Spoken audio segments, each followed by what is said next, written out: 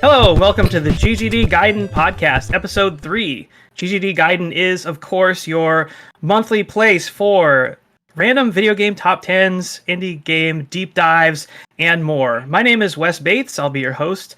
And today, joining me are the three sexiest video game dads anybody has ever met in their lives. Of course, joining... Guilty. Of course, starting off, Hunter Ballbuster Pearson with us today. Hey, how's it going? How are your balls today, Wes? My balls are wonderful. Thank you for asking. Great. All right. Well, we'll not ask again after the show. Not nearly busted up, but maybe by the end of the show, we'll see. We'll get there. Yeah. Also joining us, Brad, New York, Russell. Hey, how's everyone doing tonight? Joining us from New York. His hometown. Yeah, he's got like Ciro's pizza in his belly right now or something. Yeah, how many times have you been to Ciro's, Brad? Only twice. What? I've only been here 3 days. So. Oh man, you better step it up. I'm gonna have to. You're absolutely right. It's been awesome. You'll notice my background's a little different than usual. I'm on kind of a different rig, so if I look or sound a little different tonight, that's why. I'm broadcasting from my grandma's place in West Hampton, New York. You look all right. hot. Well, make sure to give Grandma our best, please. Yeah, say what's up to your mother for me. Last but not least, joining us, Zach, liar, pants on fire, Pearson. What? I like that intro. Don't lie. Because he's been playing Lies of P. Oh, he has been playing Lies. Yeah, you're not a real boy. This is like a real boy. This is my excuse to just ask Zach how he's enjoying Lies of P, because I want to talk about Lies of P. It's so good. I think Hunter gave it the best compliment he could, and it's like perfect for this one. And he said, "It's a Souls-like, not made by From, that doesn't make me want to go play Bloodborne." And it's so he's so right. Yeah, that is really high praise. I have been sucked into it. The storytelling has been fantastic. The cinematic areas that you're going through are fantastic. It's just it feels like you're playing a true Soulsborne, Bloodborne. Not Bloodborne 2.0, but it just feels that same energy that's coming off of it. Everything's creepy. Everything is mysterious. You're learning about the world as you go, and it's just getting it's opening up more and more. I've gotten through 3 bosses at this point. And I'm just gonna keep pushing through it. The game is fantastic. Yeah, I did say that. Awesome. I want to just add that it's not as good as Bloodborne, obviously, but it doesn't do that thing. It doesn't do that thing where it's like, why am I playing this and not Bloodborne? I'm no, I want to play this. This is worthy of my time and feels good. And we'll probably talk about it a little bit more later in the show when we're doing some hype off recaps, but it's good. It's definitely a very worthy Souls, probably one of my favorites, if not my favorite, that's not made by From that I've played so far. Sure. Really quick question, Hunter: is anything as good as Bloodborne? No. Not anything.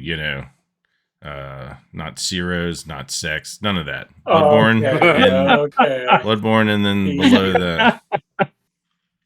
He got his Bloodborne on right now. You see a Bloodborne? That's a weird thing to say. I said Bloodborne, but you took it to that. Okay, I did.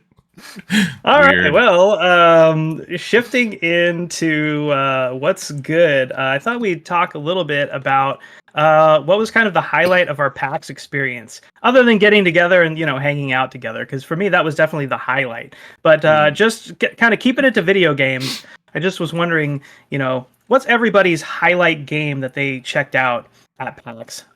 Zach, let's start with you. I got one, and I was the only one of us who played it, and I spent a exorbitant amount of time in line for it. Yeah, but it's this baby right here.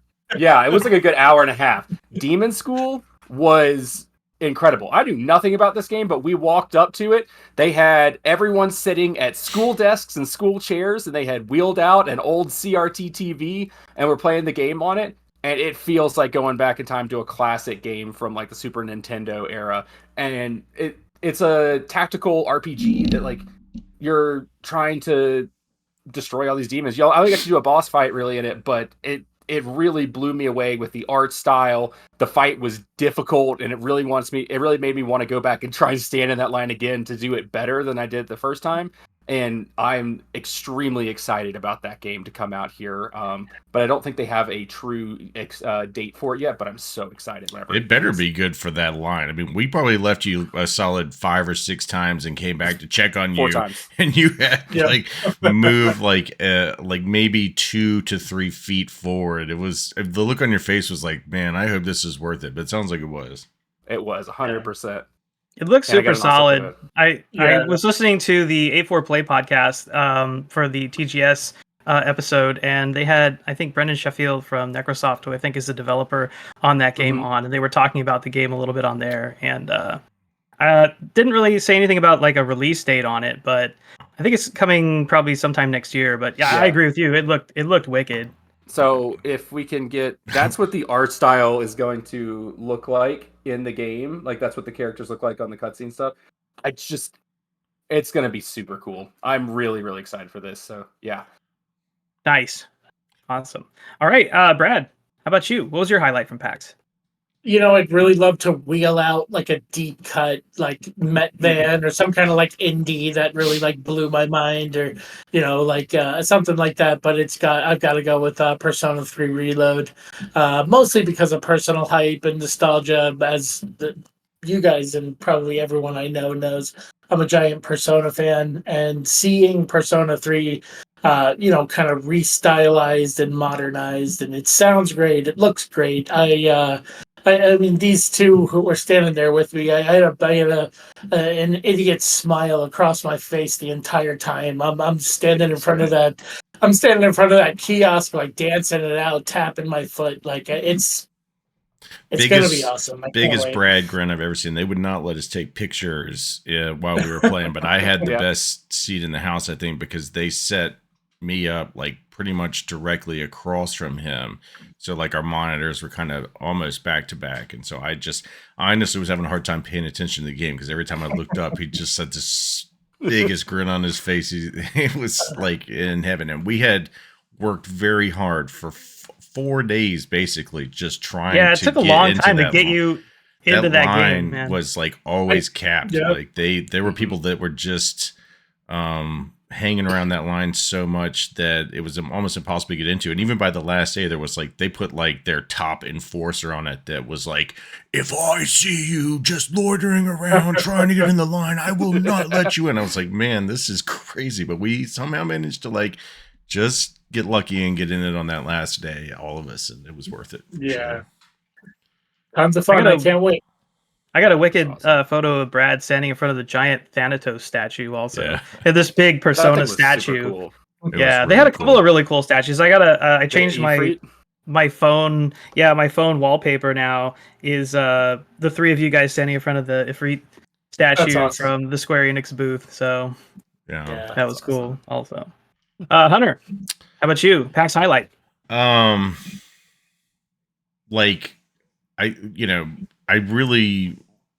going to say that I think one of my favorite things I played there, and I'm not going to get into it too much. I'm going to give 2, but I'm going to give a really just brief shout out to Prince of Persia and that whole booth, because it was definitely one of the best run booths. You got a really good amount of time playing the game. They got you in there, out of there. Felt like you got a good chunk of the game, and really surprised by how well that played. And they had it demoing on the Switch, which was crazy because it really looked like it was running on something else. It was really, really pretty game. But I think definitely one of my favorite experiences was at the Pacific Drive booth, and I called a good day for that too on Monday because that was a tough line to get into as well, and not as well run. But I happened to get lucky because they had this one like giant, like 70-inch TV. Like most of them were just monitor stations, but like if you just happen to get lucky and be the one who like showed up and got in line at that time and they didn't have any appointments or anything, I got to play on like the giant TV for I feel like it was like a solid 20, 25 minutes. It was a pretty good. It was a long demo. Yeah, it was lengthy. And that game, was very impressive to me. It looks cool. It's extremely unique.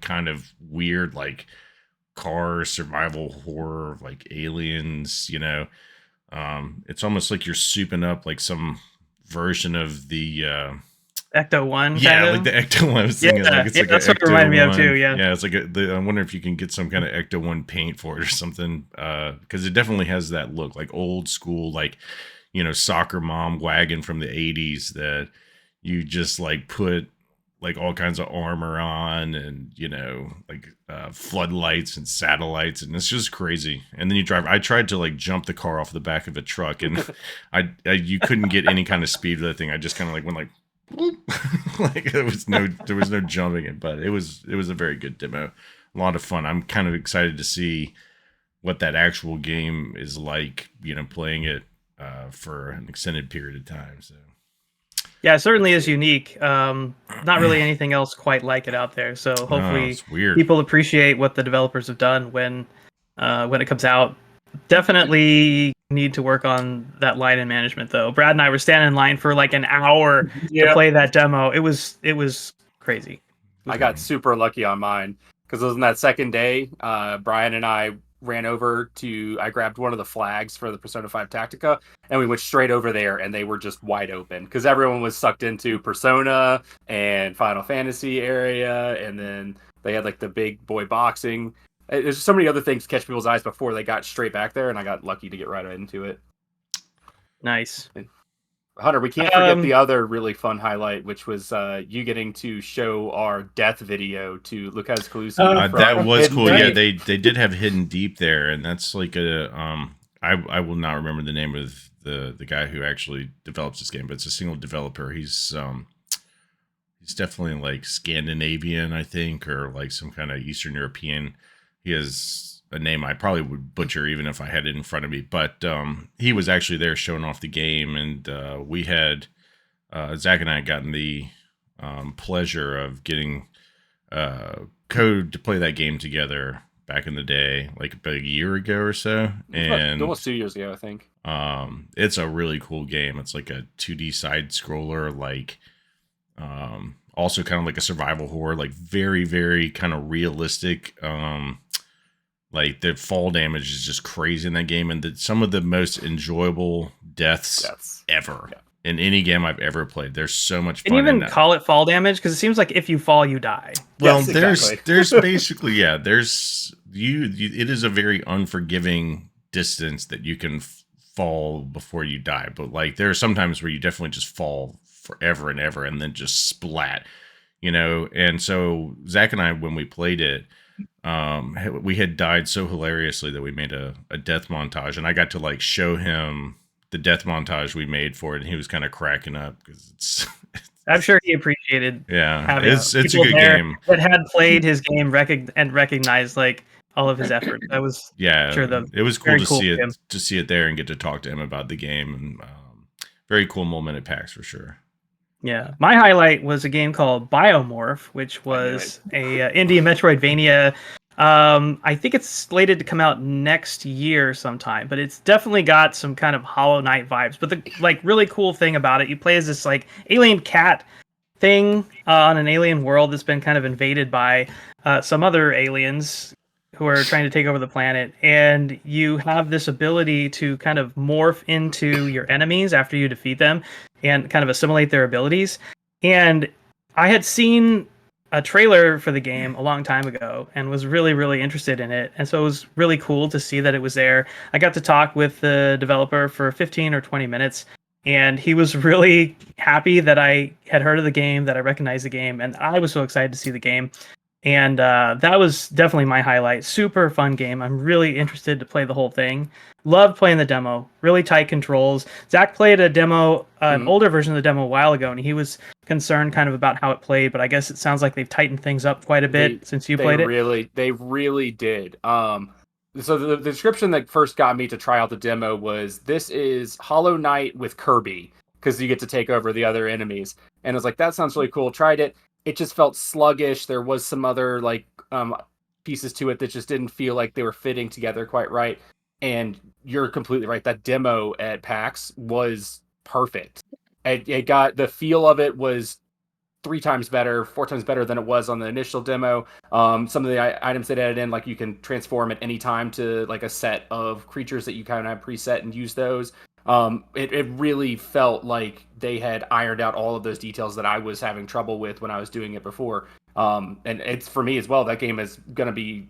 I'm really excited for that one as well. I'm definitely going to be picking that up on Steam when that drops and playing through the whole thing because I think there's going to be a lot of good gameplay in there. And I also know that if you're interested, I think if you reach out to them, you can potentially win a sweepstakes to get your cat added to the game, which I thought was pretty fun. The thing there that I saw that, but I wasn't sure what that was all about.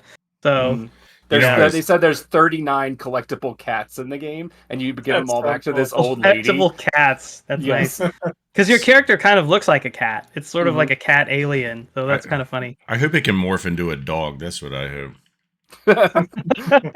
Hunter, you should just like try to put your dog in the contest, see if it wins. Put Hank in the contest. Yeah, exactly. My cat is adorable. All right. Well, yeah, definitely a lot of games to look forward to coming out in the next year. A lot of good times were had at PAX. But we need to move forward into the next segment. So enough of this PAX talk. It's time for News Bytes. So News Bytes are section where everybody brings a news story that we're interested in talking about on the show. And we're going to kick it off with Brad to talk about his news story. Brad, what did you bring to News Bytes? All right, so this month I pulled an article off a website called GameShark.gg. It is entitled "Addressing Mental Health: The Power of Video Games as Therapy."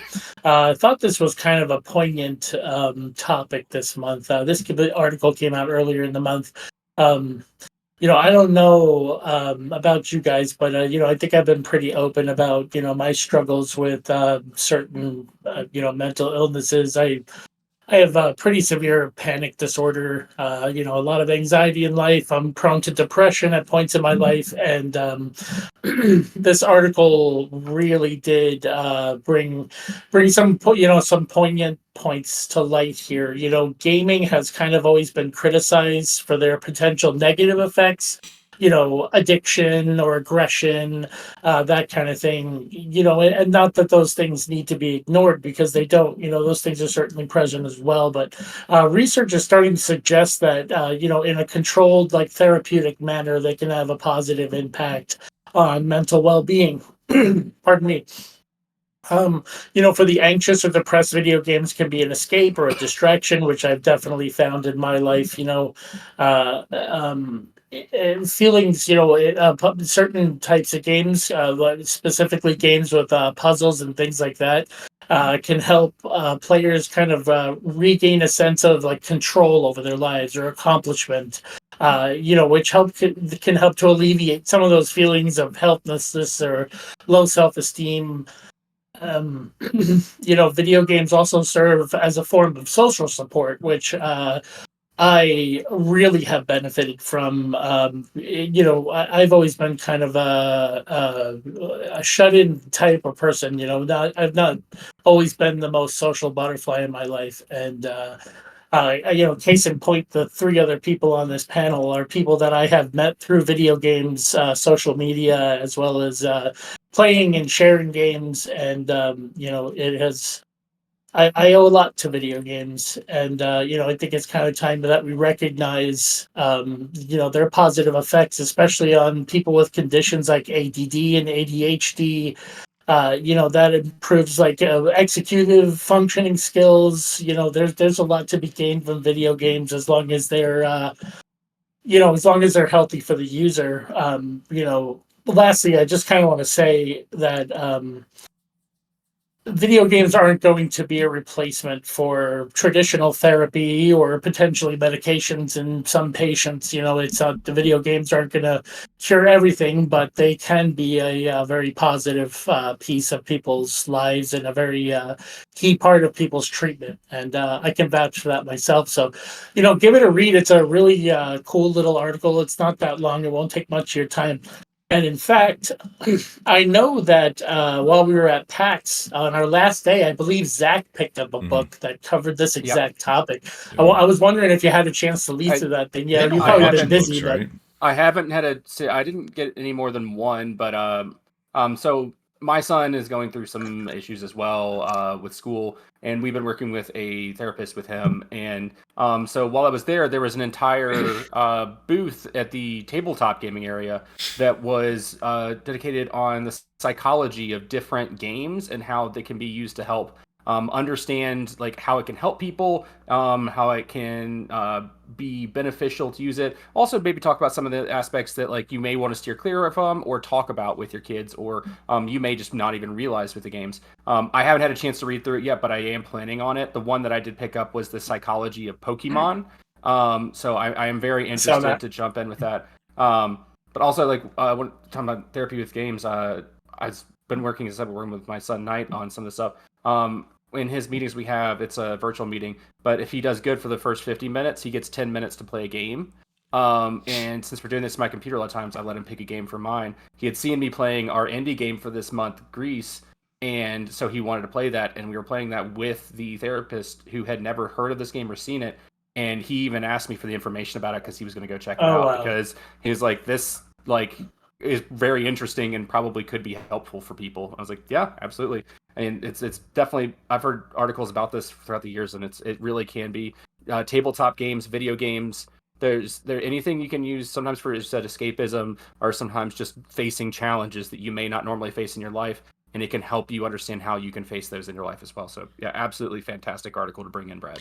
I think that's one of the coolest things these days too, is that there really are some games, and we'll get into Gris more later, but there are a number of games now that are specifically, the theme is some kind of mental health, some kind of recovery or struggle with certain mental health. Like I guess like Celeste is one of those, and what's that Hellblade. Hellblade, yes, and it was Sacrifice. Remarkable game. Like what was there's a number Solitude. of them.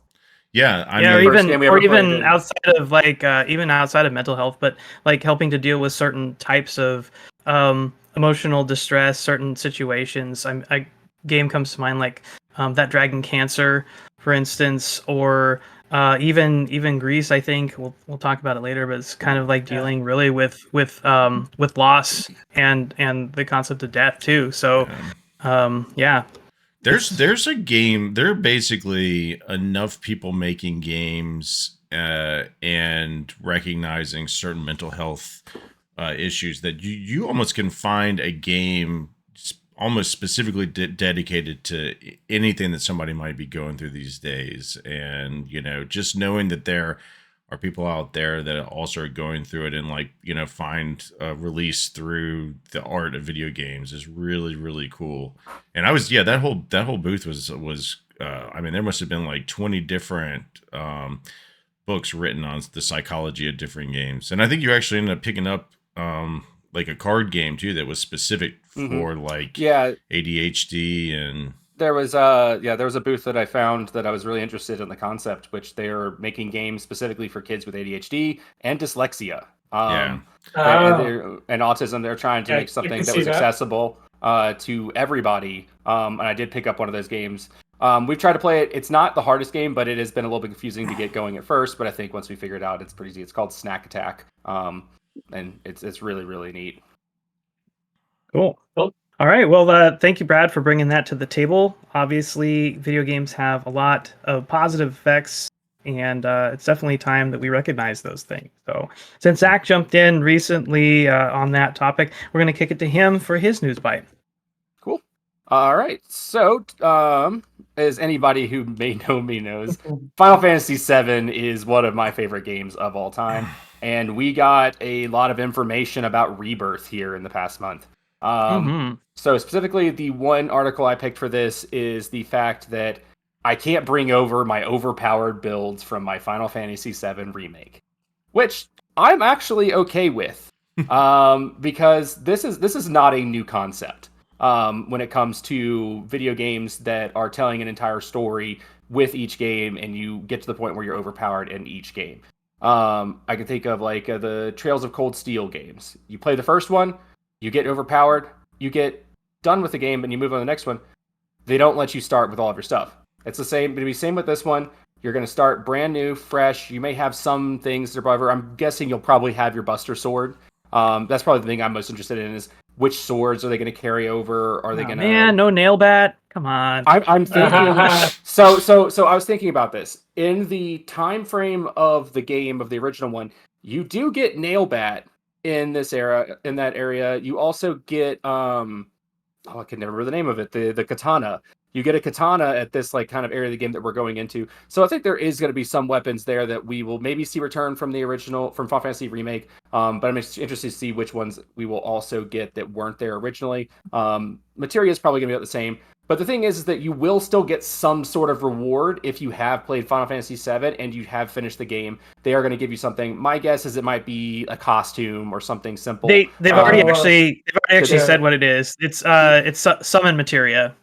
Yeah, Leviathan from Remake and Ifrit. If you've Ramu. If you played Intermission, it's Ramu. You're right. It Ramu? Yeah, because Ramu wasn't in Remake, so that's cool that that's part of the what they're throwing in. That's awesome. Yeah, and I'm totally fine with this. I just want to play more Final Fantasy VII. That's it for me. I really want to get back into that game. It's coming, man. It's coming faster than you think. I've heard that it's going to be here before you know it. I've heard it's coming like 2 weeks after Reload, so screw me. Oh, no. Yikes. Problems. Yeah, and I did say yesterday or the other day that we would all play Reload together. So yeah, sorry, Brad. That's not going to happen unless we finish it in 2 weeks. Right. You can do that in 2 weeks, right? Come on. Where are your priorities? No. It deserves more than 2 weeks. I mean, it's just a Persona game. Those are short. I guess I just won't go to New Orleans in February like I was planning on. Just take my vacation to play Reload instead. Is this going to be the one where you get to go on the mandate with Barrett? Just it is. Sign in the golden saucer from the last episode. Yeah. Gaiden. It was in the trailer and everything. Yeah. That's going to be amazing. It's going to be so much fun. They're not leaving anything out from what it looks like. They're doing the parade bit. They've got all of it. My question is what they're going to do with Fort Condor. If they're just going to leave it as that mini game, or if they're going to do something else. I don't know. That's a good question. The mini game in the intermission was really fun, so I hope that they at least leave that there. And I mean, they probably will. I don't know. The amount of mini games that they showed in that trailer for Rebirth. Just oh my gosh, so much! All the ones that I want to play over and over again. It sounds like they'll have different types of chocobos, but they won't do the chocobo breeding. That's what I was reading. I think I hadn't seen that yet, but it will be interesting. Maybe you get them just by doing the chocobo races.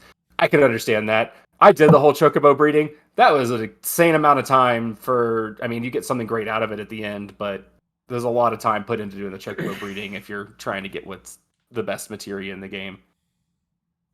TBD, we'll all find out in February, folks. All right, moving to Hunter. Hunter, what are you bringing in News Bytes? I'm glad that you went to Zach after Brad, because I feel like it was becoming tradition where Brad would bring something like really deep and meaningful, and then like it would just go directly into me being incredibly shallow and silly with mine. This one's more shallow than silly, but I brought an article from Eurogamer about how AAA games are coming to the iPhone 15 Pro. So like not your typical like gacha game, Apple Arcade, like, mobile game market. We're talking they're bringing like playable Death Stranding, Resident Evil 4 Remake, Village, Assassin's Creed Mirage. And we're talking about like a chip that's like insane. Like it's some like 6-core GPU and CPU with like 120 hertz HDR screen. I mean, they are clearly making a push to be in the competitive kind of like handheld gaming discussion, with like the Switch and the Steam Deck. It has, I think I saw it has like even more T-flops. I don't know what those really mean, but I know it's important to people. So it's got like more T-flops than even the Steam Deck does. I don't like just looking at it, I can't fathom how that's going to work, because I don't know if you ever noticed with like gaming consoles and devices, but they get like super duper hot, which is why they have to be big with like big vents on the side of them, because they got to blow all that hot air it's producing. So I don't know how they're going to deal with the thermal kind of like throttling that happens with consoles. And I don't know what the hard drive space is going to be like. It's probably going to be like, pay us an extra $700 for like, 500 gigabytes or something stupid. And obviously you'll need to either Bluetooth a controller to it and carry that around, or get like a backbone, because it's not going to come with like thumbsticks on the thing. But the fact that it seems like it can legitimately play these like AAA titles at a decent frame rate, at a decent resolution, like on your actual phone, is intriguing to me, because my family's already a slave to Apple, because like all of our shows and movies and stuff are on there, so I feel like we can't escape it. And I don't really have much desire to play things on my phone, because I don't like all of the kind of games that are out there. But if I can play like Assassin's Creed Mirage on my phone and have that actually function, and like while I'm waiting for like my car to be inspected or something, I'll get a new iPhone eventually. So if it's not this one, it might be the next one. And I'll get a backbone and play some games on it if they're not too pricey and available. Ooh. And the number one most exciting thing about this iPhone. Does anybody know what it is? Anybody guess what the best thing about this iPhone is? What, the USB-C? Yes, it is USB-C. But only the Pro is getting USB-C 3.0, whereas the 15 regular is getting 2.0 with slow. Well, if you're going to get it for gaming, you're probably going to get the Pro Max, whatever but the fact that they're, putting a USB-C instead of that stupid, like little, I don't even know what you call it. It's like, it's ridiculous. It's the stupidest thing. They always break and they don't work. And I look forward to the day that it's all USB-C. And so when I read that, I got kind of bummed. My question, and I would like to hear from everybody about this, really is who actually wants to play AAA games on their cell phone? Zach, because I'll tell you, I do not. I still don't want to play AAA phones on my new phone. But if I'm going to play a AAA game, I want to play it on a big screen on my TV, sitting on my couch. I don't want to play it on this with my guy who's this big that I can barely see running around. And it may look great. I'm sure the screen resolution is going to be good. How's the battery life going to be on this thing? It's going to be abysmal. That thing is going to drain in 35 minutes from a full charge. And like you said... hold on. We lost Zach for a second. We lost the Pearson there for a second. He's on his way back in, I think. But anyway, I question kind of really how much of a market there is for this. I know handheld gaming is kind of hot right now, but I don't know. I would still rather buy a dedicated system for playing video games like a Switch or a Steam Deck, I think, than have to rely on my cell phone for playing a AAA game. That's not how I want to do it. I don't think people are going to be like, ooh, I have $1,000 to spend on something for gaming and go, let's make it an iPhone. Like, I don't think it, but the fact that people are going to get a new iPhone anyway, and if they actually have the market there for it, I think that might shift, just in general, the direction some developers go with creating games. I don't know what the impact will be down the road, but there's definitely a push for it with that. And then, I was going to talk about Zach's phone when he comes back, but he actually just got the phone from Brian Keese. They worked out some kind of deal where he has like this Asus ROG phone that he won in a raffle at PAX, and it's kind of up there with everybody was winning stuff. He was winning stuff. Dan was winning stuff. Everybody but us. It's the story of my life is people entering raffles and winning right next to me. I had three people standing next to me actually that won pretty insane things at PAX that were directly next to me. Brian and Dan. But anyway. We'll see. I mean, I don't know. Like, I will get a new iPhone, and my question is, like, is this stuff going to be out on the arcade? Because I have Apple Arcade already because my kids mess around with it. I like that a lot better for them with like the iPad and stuff because it's not like gotcha games. It's not. No, there's some legit good stuff on Apple like Arcade. Cat Quest 2 is on that. There's some really good games on Apple Arcade, and I don't worry about what they play on there. I just go, you can always just go on there and play whatever. It's all free. There's no advertising. There's no, pay $5 for a strawberry you feed to a giraffe or something like that. Like it's all right. We gotta get Zach back in here. All right, Zach's back. So I was just saying that he's definitely got a phone that I think is like the competing Android version of this, which is going to be something you can definitely game on. I don't know if he's plans to game on it, but I don't know that I'll game on an iPhone. It just really depends on what's available on the arcade. I'm not going to go drop like $60 to put games on, because the hard drive is probably not going to be good enough to put more than like a game or two on a phone at a time. So unless it's something very specific or they get some weird exclusive deal to something I want to play, I can't see myself doing it, but it is intriguing. Yeah. So I did just get a new phone. Our friend Brian won a free phone at PAX, and I bought it off of him for like half price. So thank you, Brian. It's been awesome and having fun with it. It has shoulder buttons and everything, but no, I am not going to try and play AAA games on this thing. Even with the specs that it has, like it's got 12 gigabytes of RAM. It's got a brand new processor. Like it's a really good phone with really good capabilities. But if I'm going to play something like AAA, I need an actual controller in my hand. I need a mouse and keyboard. I need a screen that I know I can trust is going to run it. I did look up a few little things I would say about this. I did look up the specs for the iPhone 15 Pro. Just because I was interested, because I feel like they've been behind in specs for a while on iPhones. Looks like they finally did bring it up as far as RAM goes. Looks like they brought it up to 8 gigabytes of RAM for the phone, which I will let you know is the base requirement for Death Stranding is 8 gigabytes. So yeah, I'll be interested to see if it can play things well, and if it does play them, are they sitting at like 24 frames per second? Like, where is this going to hit at? I don't think it's going to really take over mainstream, though. I know that Apple is trying to push for a lot of the gaming culture, and I think a lot of, I mean, you might be wrong on this, but I think there's a lot of Apple people who don't game on anything but their phones, so this might interest them.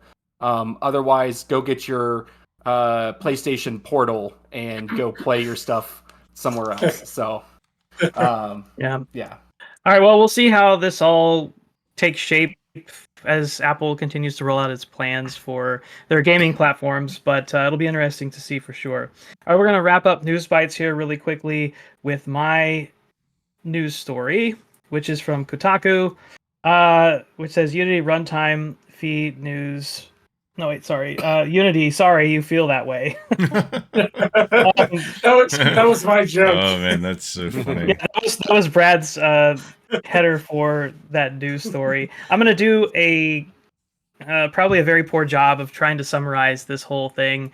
But my understanding is that recently Unity rolled out some new terms for its payment platform for using its game engine, which basically alters the way that that developers have to pay for the engine. The engine is generally, I think, free for use, or you pay a specific license, or it has been, you pay like a specific license to use it. There's different tiers that you can purchase, but basically what they did is they came out and they said, okay, we're going to tack on an additional fee. Basically, it's like 20 cents per download of your game after a certain sales value is hit. So a certain number of dollars or a certain number of downloads. And after that point, then you have to start, for every download, you have to pay us 20 cents for every download thereafter. The real problem, I think, came not only were they kind of rolling this out after the fact, after people already had their user agreements set, but they were going to try to apply this retroactively to games that had been developed using Unity previously. So a game like Cult of the Lamb, for instance, which uses Unity, those developers would be slapped with a big fat bill because they sold so many units and were going to be hit for 20 cents for every download. And it was going to be really, really bad for developers. And so there was quite a bit of backlash on this. A lot of developers spoke out against this. A lot of people got very angry about this, obviously. And at that point, this article was basically about Unity's response, which was basically, I'm sorry that you got mad about what we did. We're sorry about that you were confused about what we said. And it basically kind of made people more angry. It was kind of like, too bad, so sad, we don't care kind of a response. And thankfully, since this articles came out, there was a new article, a new update, where basically Unity did come back. They did roll back some of those policies, and now it sounds like they won't be like retroactively charging for older games. They are going to only apply this to the brand new version of Unity that's not available until like early next year.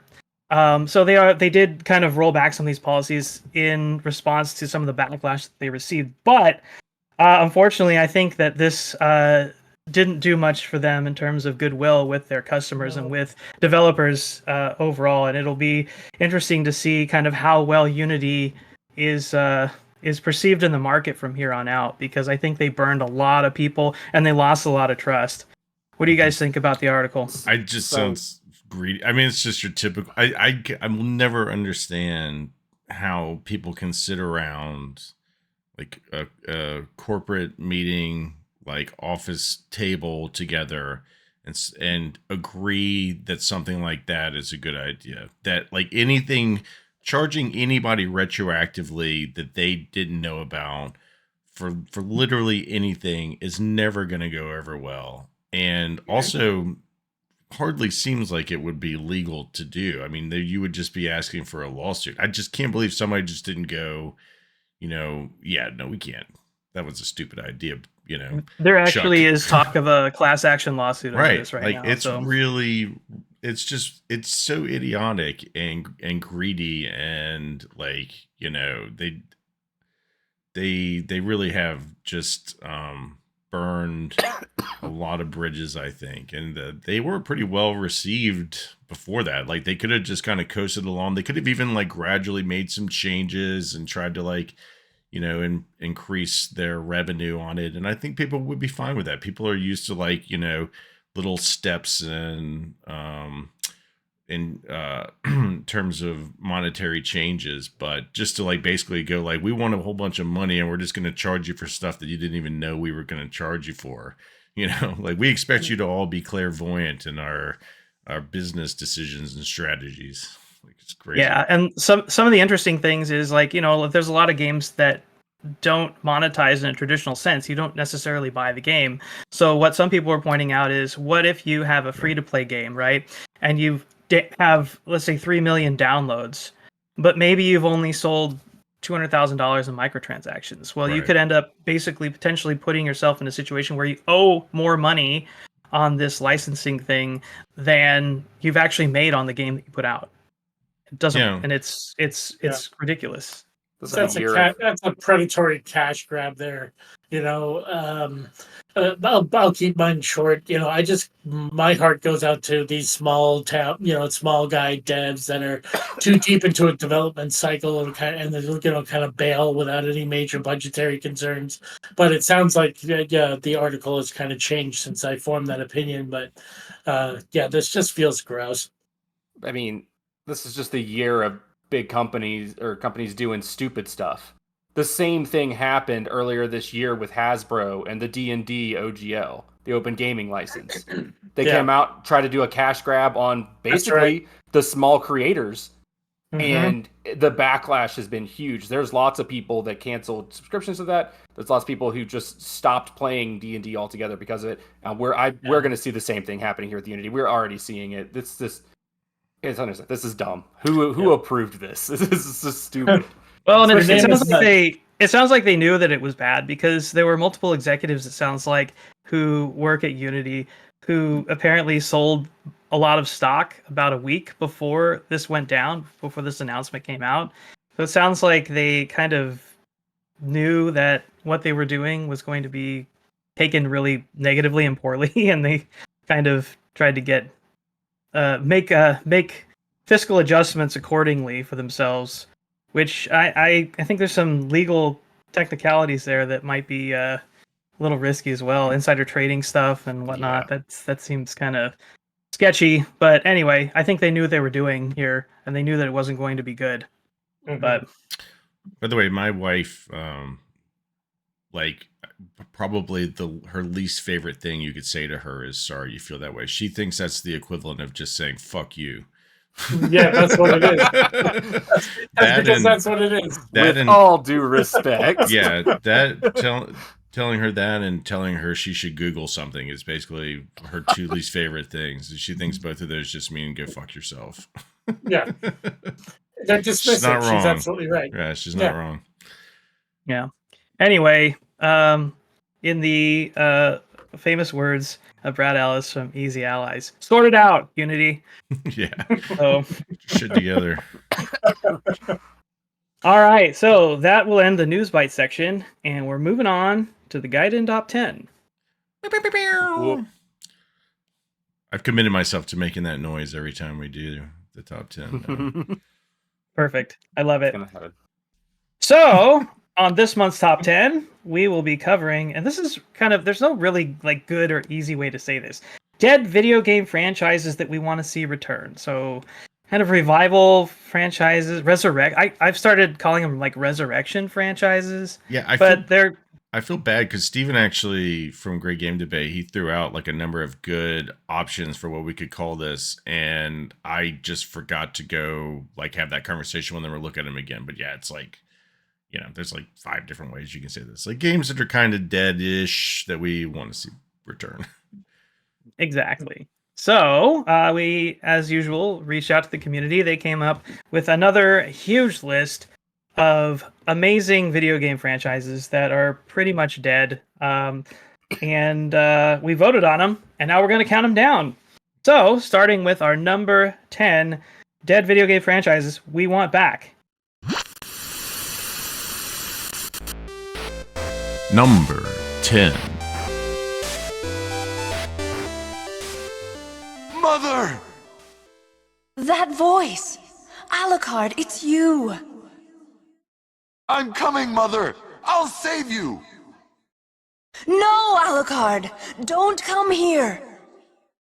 But, Mother! It's all right.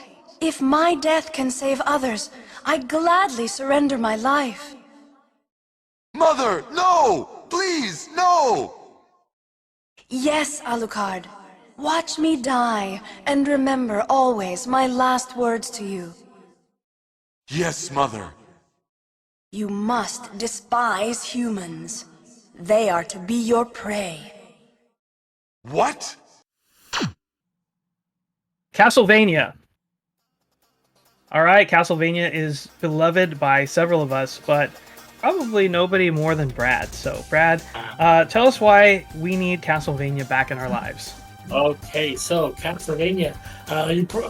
Pardon me, you probably all kind of know what Castlevania is, but for the uninitiated, Castlevania is a legendary Gothic video game franchise and media series that debuted on the Famicom Disk System in 1986 and in North America on NES console in 87. It's developed by Konami, set in the castle of Dracula, where generations of vampire hunters from the Belmont clan have been duking it out for survival of the human race for centuries. This game has had several excuse me, iterations and styles, starting out as a side scroller. It's half of Metroidvania. I mean, this is a legendary series. There's been some 3D iterations. Games like this are not hard to come by these days. You can trip over a Metro or a Castlevania style game these days, but we haven't had one in a Castlevania proper, and I'm not going to count Bloodstained in that, for quite some time. In fact, it was 2014. Yeah, 2014 was the last game with Lords of Shadow 2. That was February 25th, 2014. That was for PS3 and Xbox 360. It's time. Yeah, that's a decade. That was a better way for the series to go out too. Yeah. Really, I think that's going to be a running Lords of Shadow theme. 1, but the 2 was not a great game by any means. Yeah. I mean, this game served as an inspiration for so many video games you play these days. Like I said, it's easy to scratch that itch these days. You can throw a rock and hit a game that was inspired by it, but it's just not Castlevania. And it was actually my number one. I'm a tremendous Castlevania fan. I'm glad to see it scratched out, top, and just made the top 10 here at number 10. I think it deserves a way higher spot on this list. But I do too, Brad. I do too. It was higher for a while. We had some late entries that kind of pushed it down. I was like, oh man, if this gets kicked out, Brad may quit the show. We have a little bit of pushback too on whether or not Castlevania is technically a dead franchise, because we have Netflix series and we've had a lot of collections and remasters. I don't count that. It's a game entry. We have to have a game entry for it to come back. The Castlevania animated series is fantastic, though. If you haven't watched it, please go watch it. Agreed. Because it's the epitome of why we should have Castlevania back. It's so good. Yeah, but if they made Half-Life 3 into an animated series, that doesn't fucking count. That's not. Not saying Half-Life is on this list, but that wouldn't count as like Half-Life coming back. Right. Yeah, it's all Fooey. Konami, get on it. We need another Castlevania game. Let's go. Sort it out, Konami.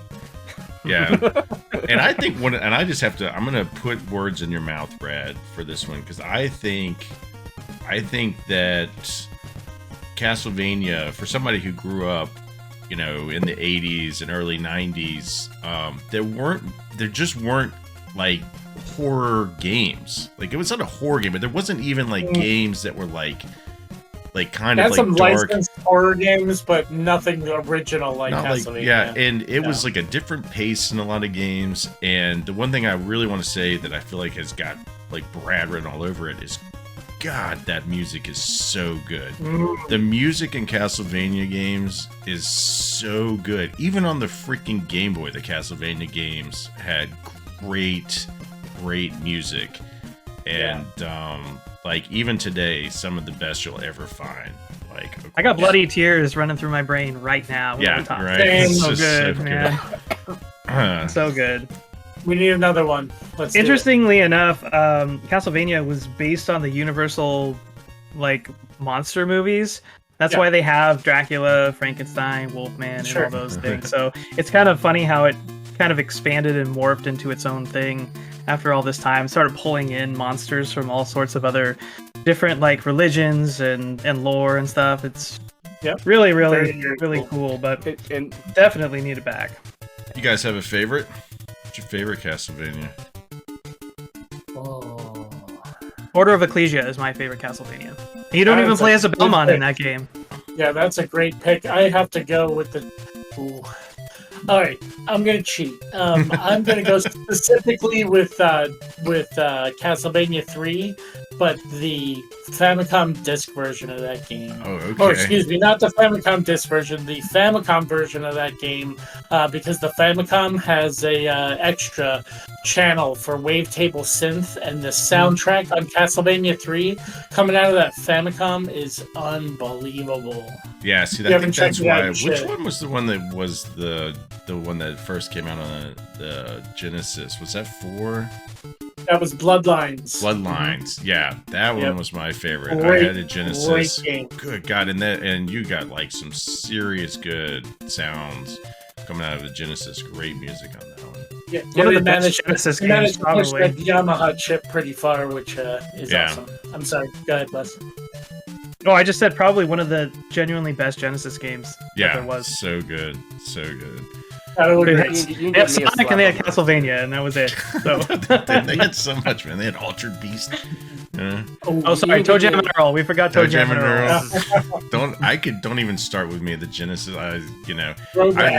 I love back in the day when you actually got like two completely different games like with the same name, like Genesis and Super Nintendo. Like it wasn't even just like, oh, this one has like slightly better graphics. It's like, no, like they were made by different people. Like this one's like top down, this one's like side scroller. Like you could just get completely different games with the same name on them. And there were some good ones on the Genesis. I really liked Jurassic Park and some other ones on there. So don't even get me started. I could go through like an entire library of great Genesis games. Yeah, we don't have time for that. We gotta. All right, this isn't the top 10 games. This isn't the top 10 Genesis games. Okay, that's a separate show. We'll come back to that later. All right. Yeah. All right, moving on from Castlevania at number 10, we're gonna move on to our number 9 pick. Number 9.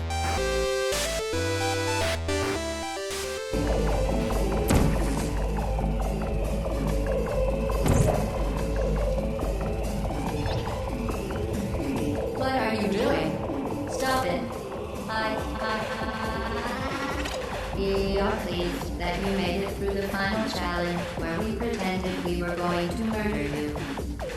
We are very, very happy for your success. We are throwing a party in honor of your tremendous success. Place the device on the ground, then lie on your stomach with your arms at your sides. A party associate will arrive shortly to collect you for your party. At number 9, we have Portal.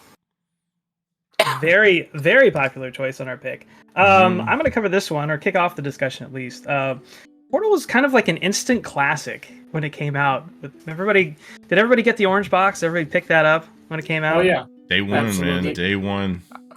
I did not, but I need my friendship cube back for my therapy sessions. If you did a best top 10 video game bundles, like that's it's probably number one. I mean, it's everybody's gonna say the orange Team box, Fortress, but I mean, it's like episode 1 and 2. Portal. It's really interesting though, like with Half-Life episode 2 being on that box, that Portal was probably definitively the best game in the package. I think. It was kind of like a real showpiece for the whole thing. It had the graphics were amazing. It's probably one of the best puzzle games ever made. I mean, everybody goes to Tetris, but the coolest thing about it that I think is it told such an interesting story along with the puzzle gameplay, and it had such amazing depth of character and just world building. It was all tied in obviously to the Half-Life stuff with the aperture science and everything like that. But GLaDOS and Wheatley and Cave Johnson. Wasn't J.K. Simmons Cave Johnson? He was Cave Johnson, which was like the most perfect voice acting for like just a bullheaded like CEO kind of idiot. He's like the type of person you'd expect to make that Unity decision. And Wheatley was Stephen Merchant. Oh right. Yeah. Who also oh my God, what a great job he did with that. I mean, yeah, I think you're right. I think it's the best puzzle games. It's for sure the most unique. Like once you get, especially in the first Portal game, through the first couple of kind of like, we're going to show you kind of how this works, and then they set you free, and it's like it's such a good game for like speedrunning because there's 1,000 different ways to get any one thing done, and it really has some great twists in there, and it's lonely, and sorry, spoilers for Portal. Definitely one of my favorite moments in any video game ever was in the first Portal game. They kind of have you're so alone, and like the only thing you have with you is that freaking companion cube with a heart on it. It's like you're Wilson from Castaway. You know, you just carry that. Oh, that's a great comparison. Yeah, and then and then it makes you like straight up incinerate the thing. You can't move on, and you have to incinerate it. And it's like that was the fastest that anyone has ever incinerated their companion cube, and you make feel like a horrible person. I love those games. Yeah. I mean the gameplay was just so, I don't know, groundbreaking really for what it was doing, and it was so easy to conceptualize, but you know, it was so difficult sometimes to figure out what to do. But you could break that game wide open in so many ways if you really knew what you were doing, and what, you know, there was different ways to get through the different puzzles using the portal gun, and just really, really good. And it's really kind of surprises me that they haven't brought it back yet. Portal 2. Why are you surprised by that? Like, do you know who made it? Oh, yeah, I mean, I do. But I mean, you gave, like, I mean, we all love Steam, but I would say on this list, it may be the least likely of all of them to come back, just because unless they, you know, send that license out to somebody else to make it. You know, you have games that are inspired by it. There's got that shooter now. Splitgate. Splitgate is Portal a shooter. Fantastic one. Yeah. That game blew up. Like, there was a while there that game was not huge, and it just exploded at some point last year. But yeah, no, it's influenced quite a lot. I think it got influenced a lot by Half-Life's physics system, and that's probably what built out this game becoming such a mainstay of, like, anyone who's played computer games, I think. Yeah. Or even has an Xbox, has played Portal. I think at first glance, you probably, people were like, oh, that looks like a really kind of cool tech demo, like proof of concept type thing. But once you get into it and realize, like, no, this is like one of the best gaming stories and tones and level designs and all of that. I would say Portal 2 is the best puzzle game ever made, in my opinion, if I were ranking puzzle games. Because they bring in, I mean, it's like, there's like parts in that where it's like Splatoon, where you have like the gel that like makes you fast and bounce, and like you can actually, you can't put portals on every wall, but then you get like white paint that, like, then if you paint those walls, you can put portals on. Brilliant stuff. And they have the co-op campaign too in Portal 2. Co-op campaign is insanely good. They almost made our cut for bromances, those two, so which would have been cool. Yeah. Great choice. I'm glad to see this one on here. I would love to have it back, but I just think there's just no chance that Gabe is they just don't develop games anymore. It's just not something they really do. You know, wasn't there a new, technically a new Portal game that came out? It wasn't technically Portal, but it was like Portal Bridge Simulator or something like that. They did make it was a mobile game. Because there's like the bridge builder game, and then they did add like a Portal version of it, and you'd have to build, so like your car would go through a portal and then through the bridge on like another section to get across. I played it a little bit. It was pretty fun. To be honest, the base game is what makes that game fun, though. The portals just added an extra element. Yeah. Yeah. Also, anyway, one more spoiler, but have to shout out, shooting a portal all the way to the moon just doesn't get much better in gaming than that. That's just so cool. And don't forget, the cake is a lie. Cake is a lie. The cake is definitely a lie. We need to get some kind of portion of that ending song in here somewhere. Aperture science. So good. Yeah. All right. Bring Portal back, please, Valve. Please. And until then, we'll just keep counting it down from number 9 to number 8.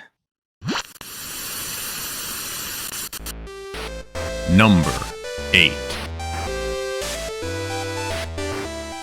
Says Clarence E. Walsh are celebrating.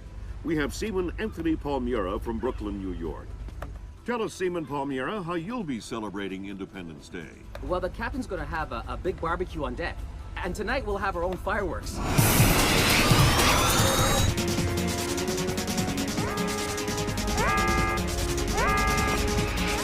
Talk to me! Captain, all of our command systems crashed. Nothing's responding. Seaman Palmieri, can you tell us what's happening there?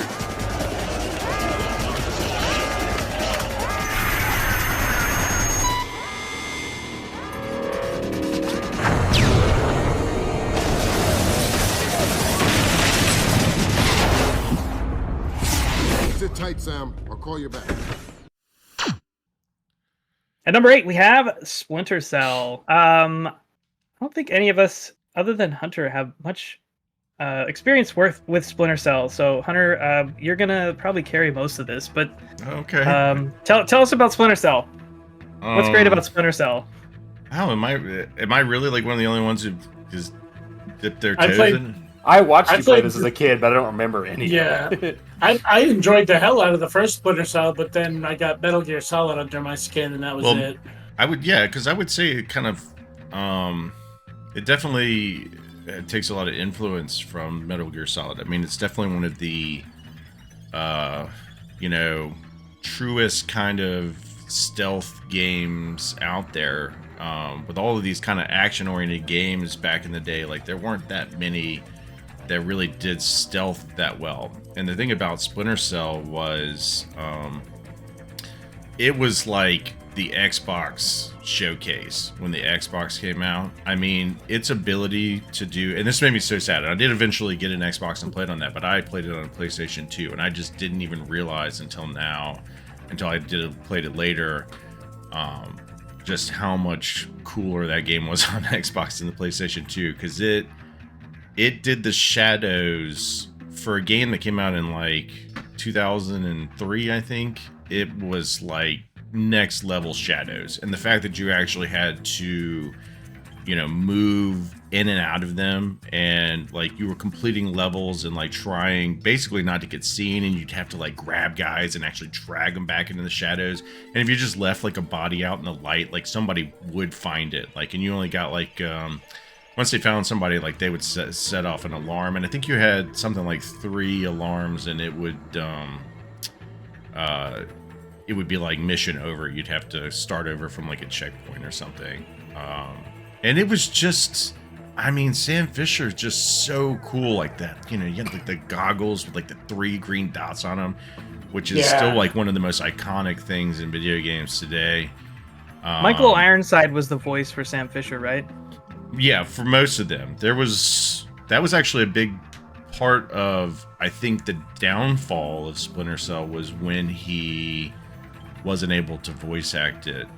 But he was, I think, getting treated for like cancer or something, and he couldn't do one of them, and they brought somebody else, and I want to say that was, what was the name of that one? Conviction? Or was it Blacklist? No, it was Blacklist. Conviction still had Ironside. Blacklist did not. And for all intents and purposes, I think Blacklist was a decent game, but I think it really did throw people off that Michael Ironside didn't do the voice acting, because he was just so good as Sam Fisher. And the original game was definitely one of the best, but I think most people would agree that Chaos Theory was when it really like peaked, when it was at its absolute best, was the third game, because there was Ubisoft Montreal did the first one, and then a different team did the second one, which was Pandora Tomorrow, which was also good, but just had some things that were like a little off with it. And then Chaos Theory was when like they really fully realized how good Splinter Cell could be. Like you were like, had all these acrobatic moves. You could like do the splits on walls and just hang out in the darkness. You were like shooting out lights, even in the first one, to be able to like take your gun, like silence pistol and shoot out the lights and have that completely change the room you're in to make it dark. And then you would put on your like either night vision or your like thermal vision, and you could see them and work your way through levels silently, like sometimes like not even like engaging with anybody and just creeping through parts of it. There was a bank heist mission in Chaos Theory, which was one of the best stealth missions I think I've ever played. So if you were to bring it back today, what kind of a formula do you think you would do with it? Because there have been a lot of different stealth type games that have come out lately. You've got all the Hitman series and other things like that. It seems like Ubisoft really doesn't know what to do with the series. They keep kind of giving cameos and references, but not an actual proper game. So I would just kind of curious what you would do. A couple of things. It needs to be the least Ubisoft-like game that they've made in a long time. So like it just seems to go back to its roots. Like I think it's going to be a little bit of a running theme with this list that we're going to get to why these games fell off. And a lot of times it's because they started to go in directions that just weren't true to like what the spirit of the game was, or maybe like development changed, or some things changed, and like the last couple of games just weren't well received. And that's definitely Splinter Cell. Like Blacklist was okay, but Conviction was just a fucking horrendous game. It was just bad. It was just a game that was not Splinter Cell. It was like a headshot simulator, you know? It was like all action.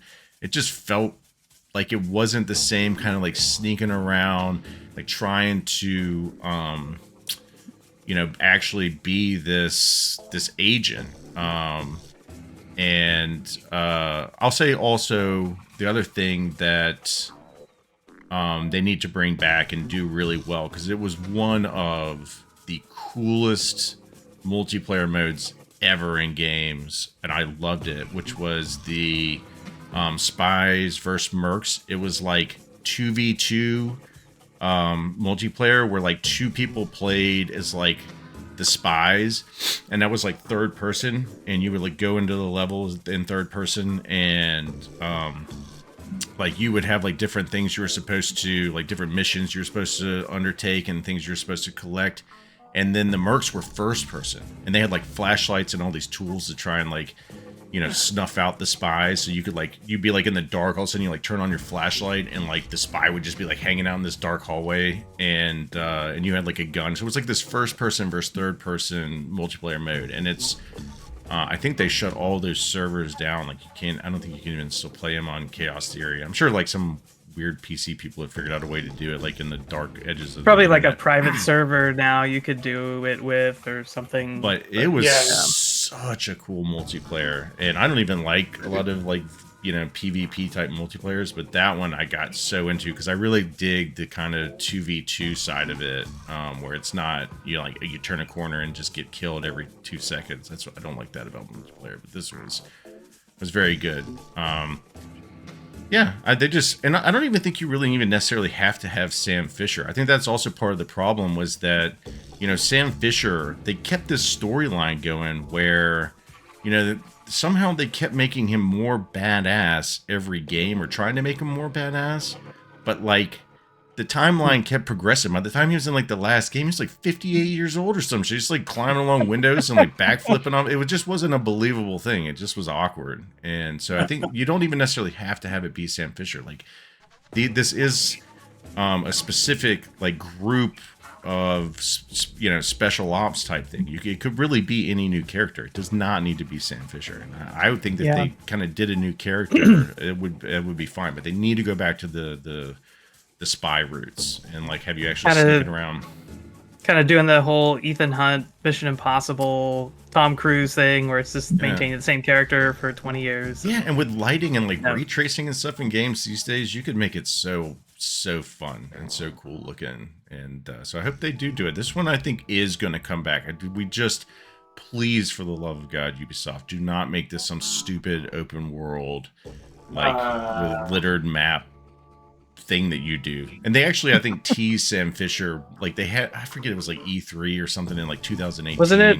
Wasn't he in Wildlands or something like that? It was the most blue ball moment for Splinter Cell fans ever, because it was like, wow, it's like this is a nothing burger. It was nothing. It was meaningless. So all right, much like Ubisoft, we are leaving Sam Fisher behind and moving on to our number 7 pick. Number 7.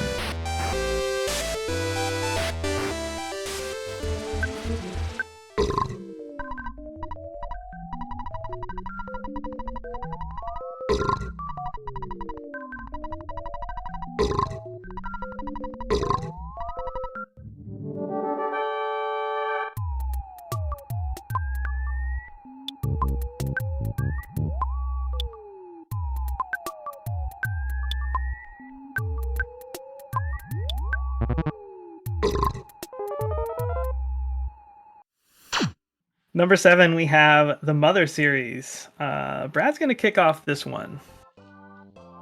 Okay, thanks, Wes. The Mother series. Again, for the uninitiated, to give you a little history there. Mother is a JRPG series that debuted in Japan on the Famicom in 1989. What makes Mother so cool is that it's unique as it stands mechanically right next to its contemporaries in Dragon Quest and Final Fantasy. What makes Mother so great is and to my knowledge at least, it's the first video game franchise, JRPG video game franchise, at least in my recollection, to be presented in a modern setting. Weapons are baseball bats, frying pans, slingshots. Enemies can be almost anything from the neighbor's dog to the local wildlife, cars and trucks, robots, aliens, the town drunk. Mother remained in Japan in its initial release for NES, even though it was reportedly completely translated to English, but never released outside of Japan. From what I understand, it's because the SNES was coming, and they just wanted to pour resources into a project that would eventually become what I think most North Americans or Western gamers know as the Earthbound series. So if you're confused, Mother is Earthbound. Probably most of you dipped your toes into this franchise if you have on the Super Nintendo, I would guess. Most people had exposure to this series as it was Earthbound. Mother 2, right? Like specifically? Mother 2 was Earthbound, yeah. Right, okay. Right. So anyway, that came out and in this giant box. And I remember the box. That box was huge. It was like this big. Yeah, it had a strategy guide in it. I think so that was like the only thing extra.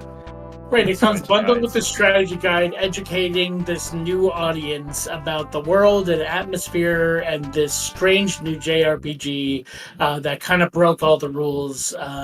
It found itself early on kind of like a niche Western audience early, it kind of passed into cult status. Which is why it's on the list today. It had a second win with re-release on the Wii U Virtual Console, as well as the 3DS Virtual Console and the Super Nintendo Classic Edition. You can pick it up there. English translation for Mother 1 was eventually cleaned up and released worldwide on the Wii U Virtual Console as Earthbound Beginnings. So you can actually play that first game now if you own a Switch. You can pick it up there, I believe. Is it on Switch also? I think it's on their virtual NES. So Mother 3, this is where we kind of pass into legend here. Mother 3 has a checkered development history starting in 1994. If you believe it or not, it's an interesting story to read about. I won't dig it up, but across multiple platforms, it started development on Super Nintendo.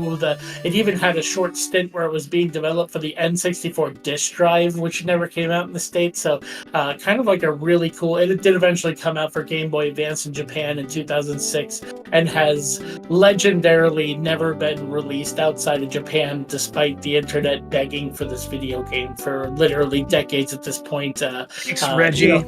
There are ways to play Mother 3. I'm not going to get into the weeds on that. If you want to Google that and figure out how you can, it's there. But because of the atmosphere, the music, the charm, the personality, wit, sense of humor, the Mother series has become a cult favorite amongst classic JRPGers. It's been represented in other game franchises and forms of media. You can find CD collections with the soundtrack because it's so good. The protagonist Ness of Earthbound has made his way onto the Smash franchise, so you might know it from there. You'll see cosplayers. Ness and Lucas, I think, are in Smash there, Ultimate. Yeah, no, I think you're right. You'll see cosplayers of the character. The legend lives on. There's a thirsty fan. We saw some Mother cosplayers at PAX. Yeah, like the very first day we were walking in. I feel like Smash is an interesting thing to talk about there, because I've never played any of these games, but Super Smash has basically introduced probably a lot of younger gamers, like I'm not young, but gamers in my era, to some of these characters. Sure. I had no idea who Ness was for probably 15 years after I first played Super Smash Brothers. Right. Until I found out about the Mother series. But after I was like that, I was like, oh, that's where this character is from. That's how older people feel about Fire Emblem characters, by the way. And I was actually about to bring that up too. The West didn't know anything about Fire Emblem characters until Marth and Roy were thrown onto Melee. And then people were like, who are these characters? They're cool. Where are these games? Because the first one, Dragon, Fire Emblem, Dragon something, I can't remember the full name, which was the one that had Roy and Marth in it, was never released in the US until I think recently on the Switch you can get it. Like they did release it there, but I think one of the cool things about the Mother games, and I'm no expert on them, but one of the things that I like and remember, and I even played, because I played through a lot of Earthbound when I got the SNES Classic thing. It was like it came out during a time where like almost all of the games made were family oriented, and even though it has the look of a family oriented game, it's got some real dark, like adult things going in. And even in Earthbound, I think it's funny. I remember reading this somewhere that like in the Mother games, you know, those were I think rated T, but they really pushed to get Earthbound rated E. So they made a bunch of changes to Earthbound from Mother. So like anytime that people are drinking in the game, like literally drinking alcohol, like they change it to coffee, like, or espresso or something like that. I said espresso like a southern espresso. So anytime they're drinking like espresso and stuff in Earthbound, like they're actually getting drunk, but they don't hide the fact that the kids get drunk. Like they are wandering around like slurring their speech and burping and acting drunk, and it's like very confusing. And I think that's one of the things that makes it so weird, is that there's lots of like changes like that they make where you don't realize that they've made some kind of change where it was like more adult themed in Mother 2, but the Earthbound version has been kind of, you know, made more family friendly, but it doesn't connect well all the time. It just makes it even weirder than it already is. So it's kind of fascinating. It suffers from translation issues, like you said too, definitely. But I think there's definitely a thirsty fan base still out there begging for more. For sure. I would love to see Nintendo. Well, let's be optimistic. I don't think it's gonna happen. I mean, I was looking up a little bit of information about this, and the creator of Mother has no interest in doing any more. And would you want a Mother game that's not made by the person who made the original ones? Well, we could always kidnap them and force them to do it against their will or something. Somebody could do that. You never know. Oh, I'd love to see them at least officially release Mother 3 and maybe consider another game. That's where I'll leave it. I mean, they could even do like some kind of like remake. You know, they're remaking Mario RPG. I mean, at least, you know, put a little fancy coat of paint on it or something. Yeah, sell it for $60. Yeah, that sounds pretty Nintendo to me. Super Paper Mother. Put a bunch of patents on it. Right on. Look, Reggie, it's time, okay? Let Mother 3 come out. Sort it out, Reggie. Reggie and Gabe, man, we need to get those guys in a room. All right, we're gonna move on to our number 6 pick. Number 6.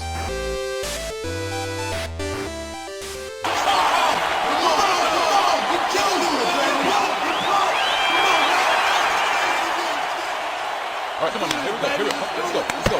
Get up. Game time. Come on. Ryan Longwell kicking off for the Packers. It's time for Packer football.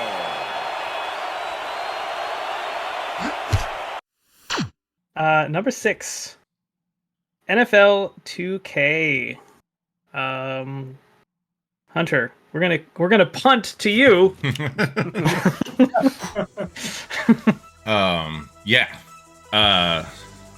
I love that this is on this list and at number 6, like ahead of like Castlevania and Portal, a freaking football game. And even in our community of people who I don't think are that big of like necessarily like sports games fans, but I really think what NFL 2K represents on this list is not Madden, anything that's not Madden for the love. Like, I am going to sing NFL 2K's praises, but you can't get around the fact that the reason that this is on this list is because EA has basically monopolized the NFL franchise deal since 2006. Like, they basically realized in 2006, that was the year that NFL 2K5 came out, or 2005, 2006, somewhere in that area. So when NFL 2K5 came out, they knew, and it was made by Sega. It later got sold to 2K Interactive, but it was made by Sega, and it was so good. It is still regarded by almost everybody as the best football game ever made. It's basically like NHL 94 football. Like, it's on that level of, sports gamer tier.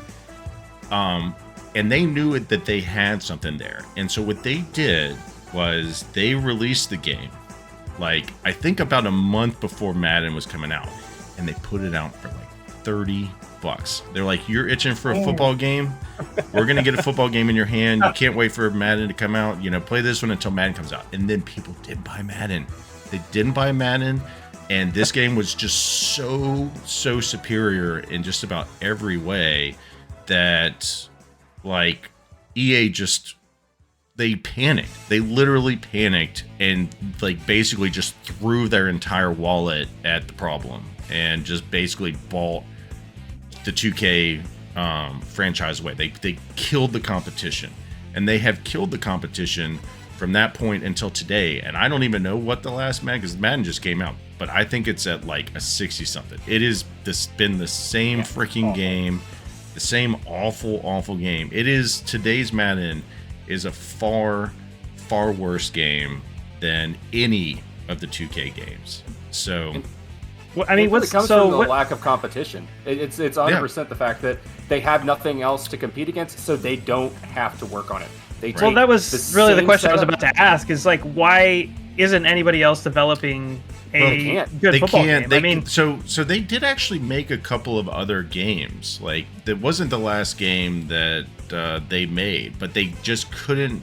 You just can't sell it to people without the NFL. And one of the things that was so great, and now I'm gonna start to really seeing 2K5s. I'm gonna kind of focus mostly on the last game they made. They were all good, but 2K5 is definitely the cream of the crop. They made other games, but one of the things that made it great was, like, every player's stats were accurate. Every single aspect of how they played and moved. They even brought in something Madden has never done. They even brought in real players and mocap them and how they play and move on the field. So, like, Brian Urlacher played like Brian Urlacher. Tom Brady played like Tom Brady. Like that, because they actually went into the studio and filmed themselves playing.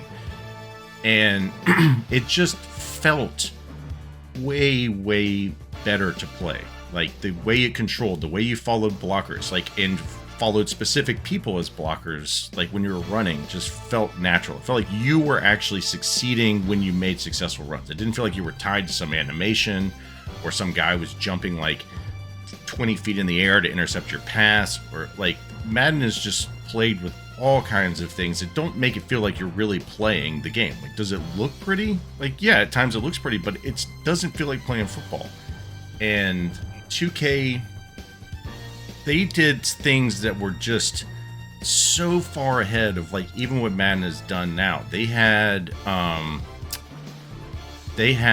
this system that was called the VIP profiles, which, like, think Forza Drivatars, like, where basically as people played, it collected all of the information on how they played, how they, like, ran, when they passed, like how they played defense, what plays they ran, and it just compiled it all into this data set that you could go and, like, download other people's, like, other, like, celebrities, like real coaches, how coaches actually call plays, and you could play against an AI version of how that person actually plays.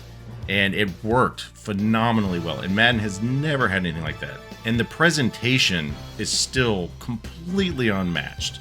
It was like a real ESPN, because it was ESPN NFL 2K. So you had like halftime shows where they actually showed like highlights. Like Chris Berman was like actually saying things that you did in the game while you're watching highlights of the game. And he would like talk about how you fumbled and somebody else picked it up. Did like end of the week Sports Center shows. Like the whole game was like an ESPN presentation. It was just so much better. And Madden killed it. They just killed it. And people, I plead with, if anybody's listening to the show, please stop buying Madden.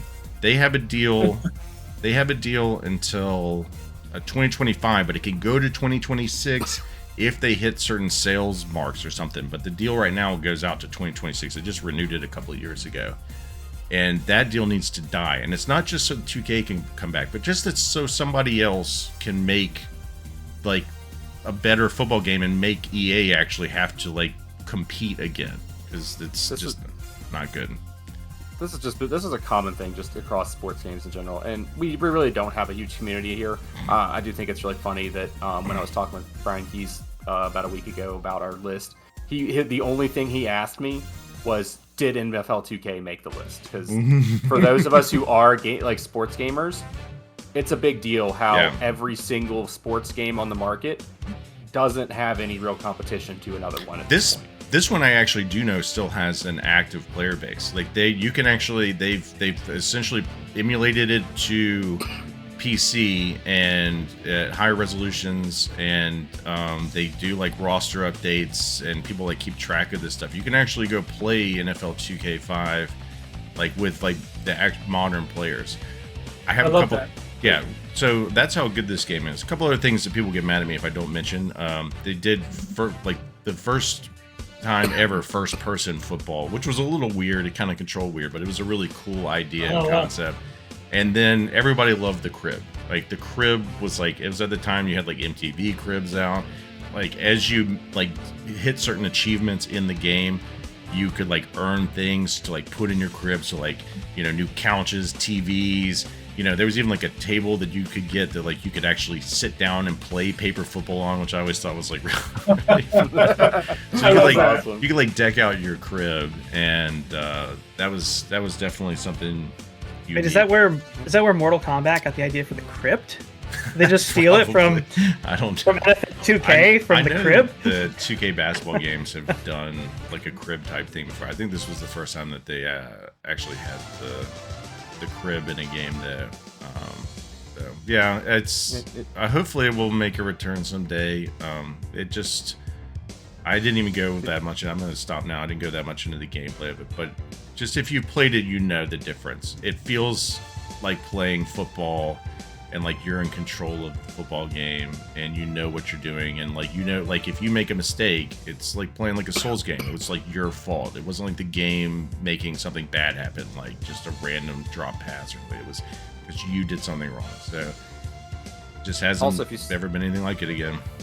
Also, if you stop buying Madden, we might get 2K back, but we might also get an official team's NFL Blitz back as well. Right, which would be a ton of fun. Actually, so. I think it's a football game, baby. NFL Blitz. I don't think that actually counts in the. They could probably make Blitz, because my understanding of the EA contract is that it's got to be specifically simulation football.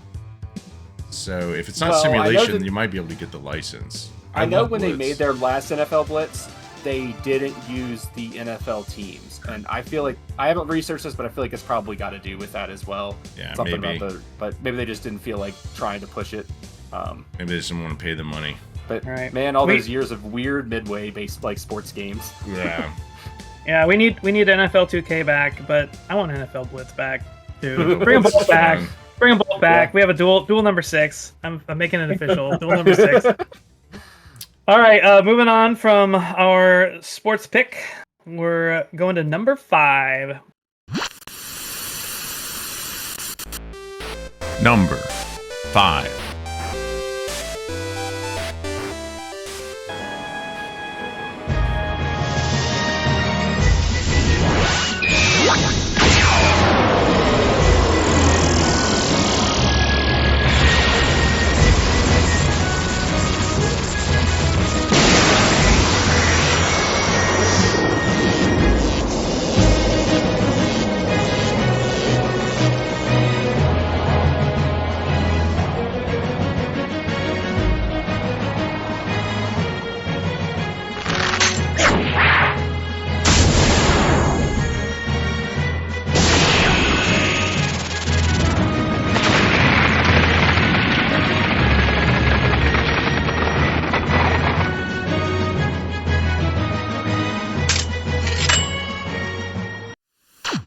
Number 5 is the Chrono series.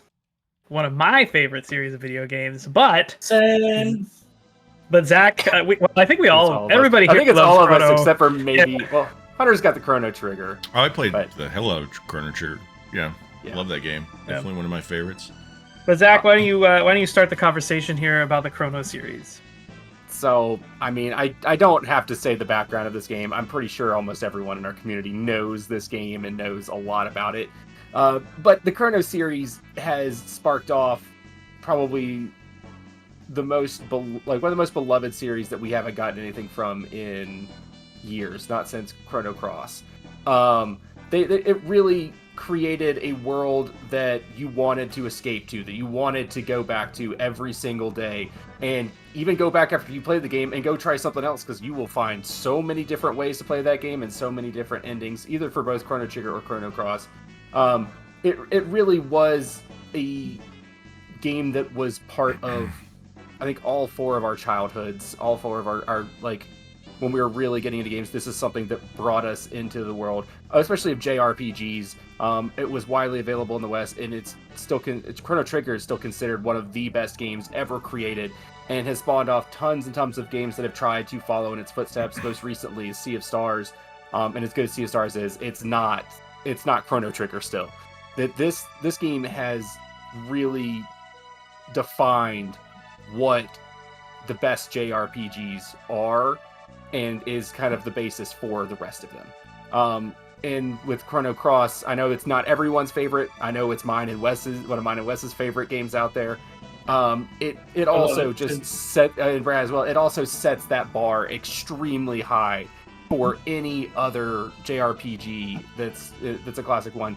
And even though we did get a remake or a remaster of the Chrono Cross game here in the past year or so, which I have had a lot of fun playing, it's the fact that this is a series that has gone on for as long as it has, with Square just sitting on it, makes no sense to me. How do we not get more of the series? I mean, yes, the writing is fantastic in these games. I'm sure we could get writing to at least keep it going, or emulate that style of cross-dimension, cross-time. Like, it's been seen in other games now. Why can't we get this back? Well, yeah, it's really weird. It's really weird that Square is so interested in putting out new games for all of these other series that are even newer compared to the Chrono series. I'm looking at and these are games that I like also. You know, the Valkyrie games, Star Ocean games, Bravely Default, Octopath Traveler, like, yeah, and some of the other stuff that came out on like the PlayStation era, and yet they won't bring back anything from Chrono. And I think that maybe part of it is that the expectations on that name are so high that they're worried that they won't be able to actually meet the expectations. Do you think that the maybe like slight fall off of support for the game with Chrono Cross maybe has something to do with it, that they're afraid to go back and they've made some real garbage over the years. I mean, some of the stuff they put out has been really not good. So I like being afraid to put out something that's not good doesn't seem like something they've been that worried about, you know. What was that one game they put out that was kind of recent that was just absolutely dreadful? Oh, you're talking about the Final Fantasy, was it the Stranger of Paradise, or It was like not a Final Fantasy. It was like a different, like a completely, I think it was like maybe even a new IP, and I can't remember what it was called now. But it was bad. I don't know. They've been pumping out some new stuff recently. They had Harvestella last year.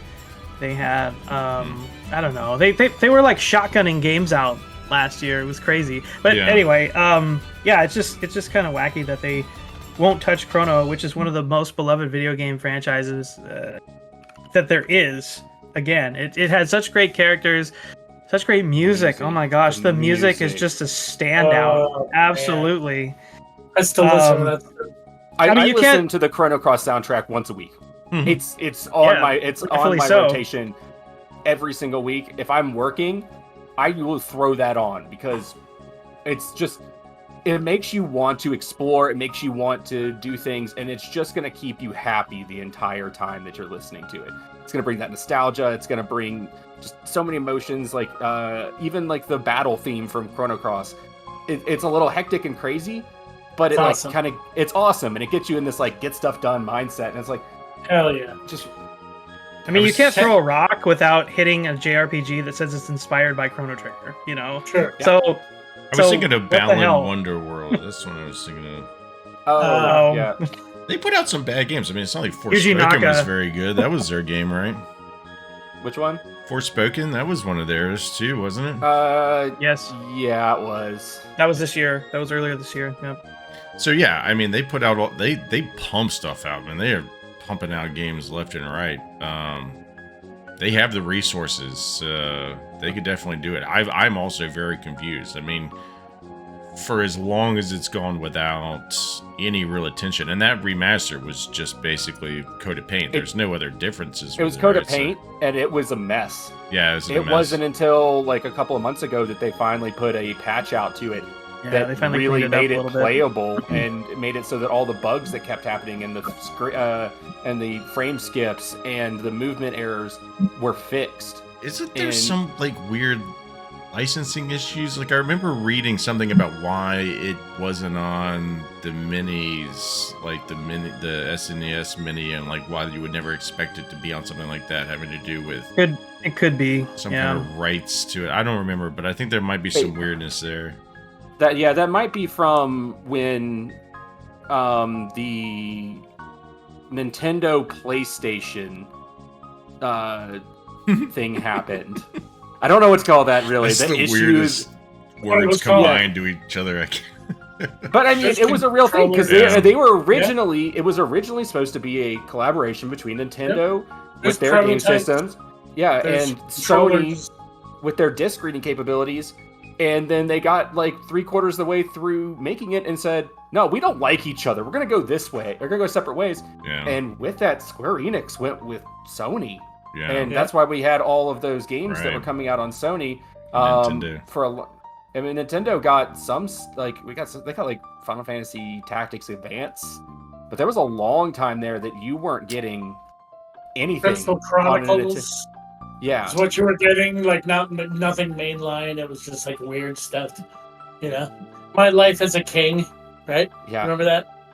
Oh yeah, they weren't gonna. That's definitely probably what it was, and maybe that's a part of the reason for it as well. Is like if it was still with Nintendo, it might. I mean, I know Square Enix is open to everywhere now and will make games for anyone. But I wonder if that's got to be part of the reason, is that just with that whole switch up to where they went and were with Sony and Chrono Cross didn't perform as well as expected, that like Nintendo just kind of didn't want to mess with it again once they got open availability to use or to work with Square again. Who knows? It's a good theory as any, but it's bullcrap. Mm-hmm. We need more Chrono. Yeah. We definitely do. In the meantime, if you enjoy the Chrono series, particularly Trigger, do check out Sea of Stars. It is a fantastic video game, and if you enjoy that type of game, you will enjoy Sea of Stars. It's really, really good. It's one of my favorite games for sure this year that I played. I usually cannot stick with games like that, and I can't put that one down. Like when I'm deciding to pick up my Switch and handheld and play that game instead of like the Cyberpunk update or really anything else that I have out right now, and I've got plenty of games I could play and finish, but like when I'm like, no, I'm just gonna go sit in bed and play Sea of Stars, like that's a good game. It's so fun. Hell yeah. Great story so far. Love it. We got so much more to go. I know Wes and I are past y'all, but oh my gosh, y'all get so much more to get into. It's so good. Well, as much as I'd love to sit and continue lamenting the fact that we don't have more Chrono games, we need to move on to our number 4 pick. Number 4.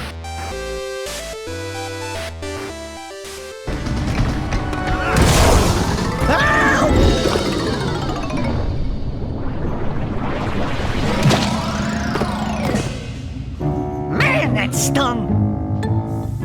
I told you we shouldn't have come here, and you listened! that?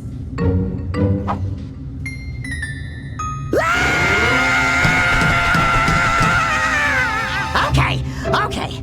I'm fine.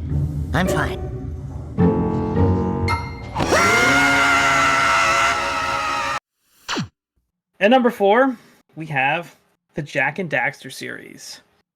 Jak and Daxter, for me, was a series that kind of came out of left field.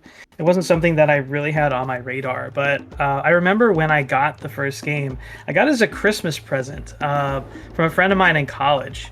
And he knew that I liked games. I had recently gotten a PS2, and he got me a copy, which was really a surprise because people didn't really buy me video games for Christmas gifts back then. And I was like, what the heck? I'll give this game a shot. And it absolutely blew me away when I played it. I really, really love platformers and action games.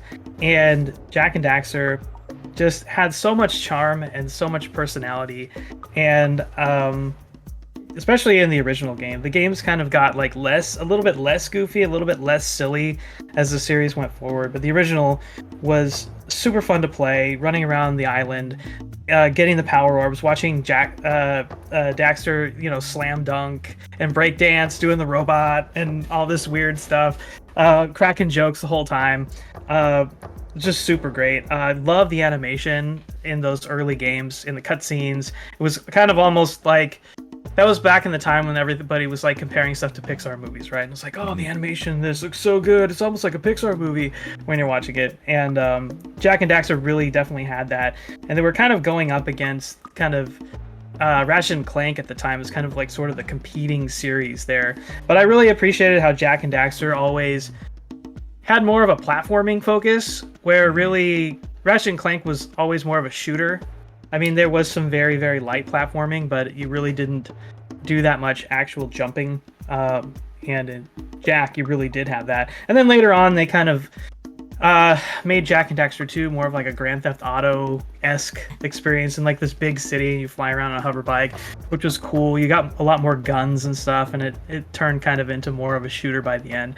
That was really interesting narrative where you start as kind of Jak in the future. Well, you don't really know it's the future, it's just the present timeline, and they get sucked into this portal, into this kind of dystopian city that's been taken over by these bad guys, and you have to become kind of like a freedom fighter, and you meet this little boy, and then it ends up there's this whole kind of like time travel, like multi-dimensional aspect to it, which was pretty interesting back in, what was that, like 2005, 2004, when the series wrapped up with Jak 3.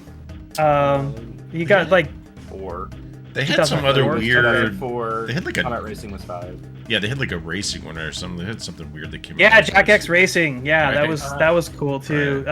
Because the vehicular combat in those games was actually really pretty good. So it was fun to see that they kind of modified that into its own sort of racing game. It's no F-Zero or anything like that. Shout out to Kevin. Yeah, F-Zero. I think that one probably would have made the list. Sorry, Kevin, but I think there were definitely some people who pulled their votes after it literally got a game, like while we were voting. So, it's definitely still on my list, and I do like. I haven't played it yet, but I like the idea of the F-Zero, like. Yeah, I want to check that out too. But like, it's not like a Mario Kart Deluxe, like 8, like. Type game. That's what we really want to see, is like that kind of F-Zero. Sorry, not trying to segue into F-Zero, but no, that's fine. That's fine. Please we definitely need to at least address F-Zero at some point during this discussion. So I'm glad that we brought it up at least briefly. But what I was going to say is like, and I don't think it'll ever happen, but I mean, as good as the most recent Ratchet and Clank game looked, Into the Nexus, can you imagine what a Naughty Dog developed Jak and Daxter game would look like today? It would be amazing. On a modern platform. It will never happen, but I would love to see them go back and just absolutely blow it out with something that I hope it does. That actually makes me really excited. It makes perfect sense. I don't think they will do it. I mean, they've established themselves as kind of this like more adult themed, action, like realistic like almost like cinematic movie type thing. And Jak and Daxter was really a lot more like Naughty Dog's, Mario 64 type game. It was like, it was definitely like a platformer, like 3D platformer. But I think it was definitely, I might piss off some Crash Bandicoot purists, but I think it was where Naughty Dog really, really discovered how talented they were as a studio. Like their animations for Jak and Daxter, like the facial animations and stuff, there was nobody better out there. I mean, it really was like in games back then in like the early 2000s, like the best you got from like facial animations was like just these dead faces, the kind of that you still get in Starfield today, just like that's what they look like. And these were like expressive, like the eyes were moving, like everything was just so perfectly animated. Like the action as you were playing, like you would jump and your body would like stretch like 4 times its length, and you'd be like jump and you have that like spin move. It where just you're had like really well done animations, and I think they established themselves with Jak and Daxter as the best in the business when it came to animation, and that just showed up in full force with the first Uncharted game. And I think a lot of that was just them fine-tuning the animation from the Jak and Daxter games, because they're so good, especially that second one. I don't think we're gonna get. I mean, just my personal. I don't think we're gonna get a new Jak and Daxter game. I think that they could definitely do like they did the Crash Bandicoot Insane series or trilogy. They could definitely do one of those for it, just updated a bit. But it's just that was that era of game. They were getting into 3D models a lot more, and using those in a platforming sense was one of the easier ways to make games. They did do a great job with these, but it's not going to hold up today for today's platformers. Most of the ones you're getting are like the indie platformers where it's all 2D. Where, to be honest, if they did a Jak and Daxter, kind of like that Prince of Persia demo, where it's like that 2D, 3D, I could see that being awesome. Maybe. Do I think that's going to happen? I think it would have to still be like a 3D like world to make that work. It's what those games are. By the way, I have to say, since you brought it up, I hated the driving into it. I thought the driving was by far it took you forever to get from like one place to the other. I didn't like it in 2, but in 3 it got 2 was bad. Yeah, 2 was 3 was a lot better. Was it 2 or 3 that was like the first game that ever came out where you could literally go anywhere you could see? So I remember reading something about that when I was a kid. That was like one of the first games that if you saw a place in a game, you could go there. Interesting. I don't remember that being the case, but I don't know. That was I remember them talking about that a lot with Skyrim, and when they were promoting Skyrim. See that mountain over there? Yeah, Skyrim was that mountain. That probably came out about the same time. The one thing I really remember, the stupid thing I remember from Jak and Daxter was that back when this came out, it was a really, really big deal. It was one of the first games that had full 480p, because back then everything was 480i. 480i. Get that progressive. Yeah, 480i being like the interlace, where it's like basically bouncing lines back and forth and made everything look all grainy and pixelated. And this was one of the first games that was like P, where it was like everything looked good and perfect and clear and smooth, and it definitely, like, for like the HD TVs that you had back at the time, was a huge jump up just in terms of visual fidelity and again, that's just Naughty Dog being ahead of people in those areas. Even if they turn it over to Insomniac, because Insomniac pushes out like 17 games, over the course of like 4 years. So, but they could give that. I could see that giving IP it to Insomniac. I don't think you'll see Naughty Dog make it, but you could see, like you said, like with the Crash, you could see somebody else make it. Blue Point. I don't know what they're working on. We should have a top 10 games you think Blue Point is working on. I love that idea, Zach. That would be fun. I thought I heard a rumor that Blue Point was working on like their own game or something, which is a fascinating thought. That sounds awesome. Yeah, they're so good. Anyway. Somebody needs to make it. Bring back Jak and Daxter, please. Bring back people. Yeah. All right. Speaking of another series that needs to come back, moving on to number 3. Number 3. It's Gale. I lost him. So what's the bad news? Did you run into some guards? You're not gonna believe this. He was attacked by some kind of dinosaur. Now that's a good one. So, who was it? Barney? This isn't a joke, you idiot. We were just attacked by a big-ass lizard. Dino Crisis. I have some thoughts on this, but I'm going to let Hunter talk a little bit about his experience with Dino Crisis and why it needs to come back. Yes, Dino Crisis. I'm going to be, unlike a lot of the other games, I'm going to be a bit spoiler sensitive with this one. Not that it matters, because this is the creators of this game, and in the same kind of vein as like the Resident Evil games and stuff. Like, the story is just bananas. It's just crazy town. But in a good way, like in a really fun kind of Capcom way. But I'm going to be somewhat sensitive to it just because I actually think of all the games on this list, this one has the best legit chance of coming back. Just because Capcom has shown that their focus is on remaking some of their classic games. They had some of the best creators, developers at the time, some of the best story writers, and they have some of the most talented people at remaking these games now. And there's just nothing. There is no game to me that is screaming for a remake more than the original Dino Crisis. Just because Capcom has proven, like, you can see it in your brain what this would be like, and it's awesome. It's just so awesome.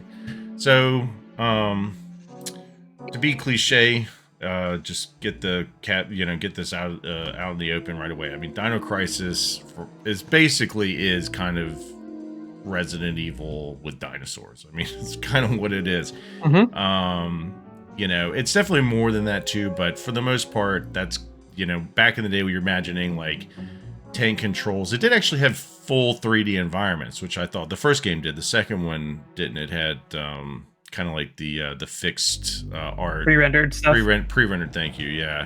But the first one had 3D environments, but it still kind of had like that fixed camera tank control thing going on, fixed perspective, and it was definitely a survival horror game, the first one. And the dinosaurs were just crazy tough. I mean, really one of the best things I remember about that game was that you really had to balance between deciding whether you were going to even try and kill a dinosaur, or you were going to like craft tranquilizer darts, which you could carry way less of, but you could like put the dinosaurs to sleep, but then eventually they'd wake back up. So it was like knowing when to kind of take dinosaurs out and when not to. And the dinosaurs were just awesome. I mean, this came out like the inspiration for this, I mean, it's clear as day Jurassic Park. I mean, it's the Jurassic Park dinosaurs are in this game. I mean, it's velociraptors, it's compies. I think I didn't remember the first game has. I know the second one had like the Dilophosaurus, like,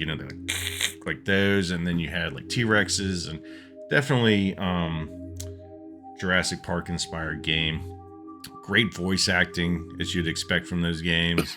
Yeah, it's a fantastic concept, honestly, for a video game. I mean, it's so cool. I don't want to get into too much of the story because it does get a little bananas, but essentially you just end up on this kind of island, like, what do you call it, like base type thing, where it's just basically there's just dinosaurs all over the place, and you're not really exactly sure why. And you spend pretty much the entire time doing awesome Resident Evil style like puzzles, great puzzles. The key cards I remember being really challenging and really fun puzzles to figure out.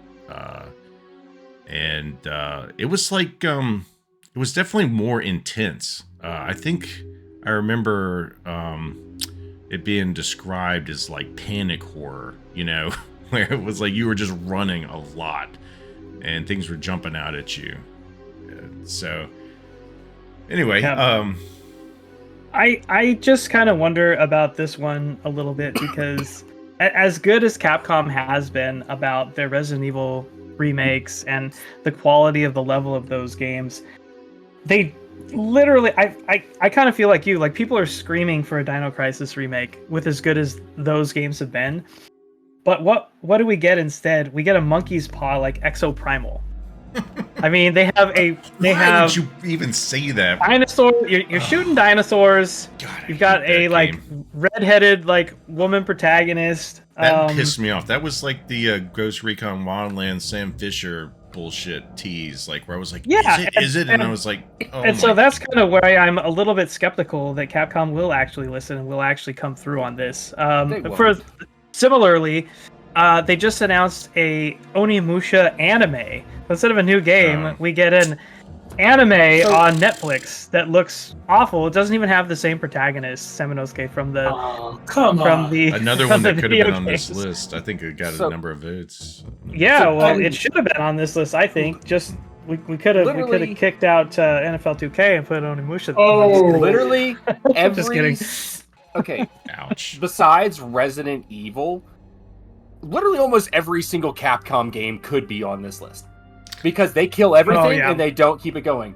I'm a little frustrated that a couple of my picks didn't make on the list for reasons, and one of them is also with Wes, and I know that he wanted Okami to be on this list, which is Okami, and I wanted Beautiful Joe. Both of those are all Team Clover games, but those are all Capcom games. I also wanted Breath of Fire.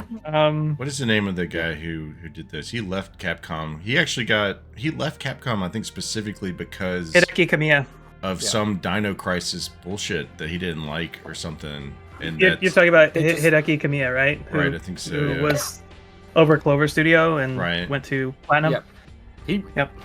He wants to make a succession to Okami. He wants to make a Beautiful Joe 3. Like, Capcom will not fund or support any of this. And that's the reason we're not going to get a Dino Crisis, really. As much as it would be fun, Hunter, I don't think it's going to happen. Well, I mean, they're running out of Resident Evil games or remakes. By the time they get to the end of it, they're gonna have to remake 7 again. They have to remake the remake of Resident Evil 1.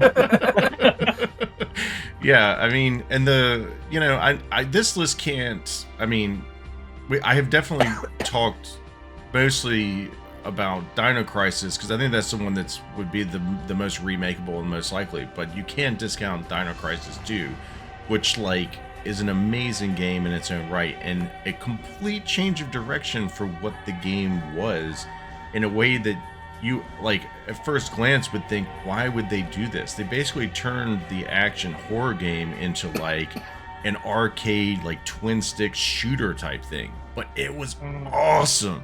The first game, you almost couldn't kill the dinosaurs. You had to basically unload all your ammunition into them to just kill them. And in the second game, it's 2 shotgun blasts and they're gone.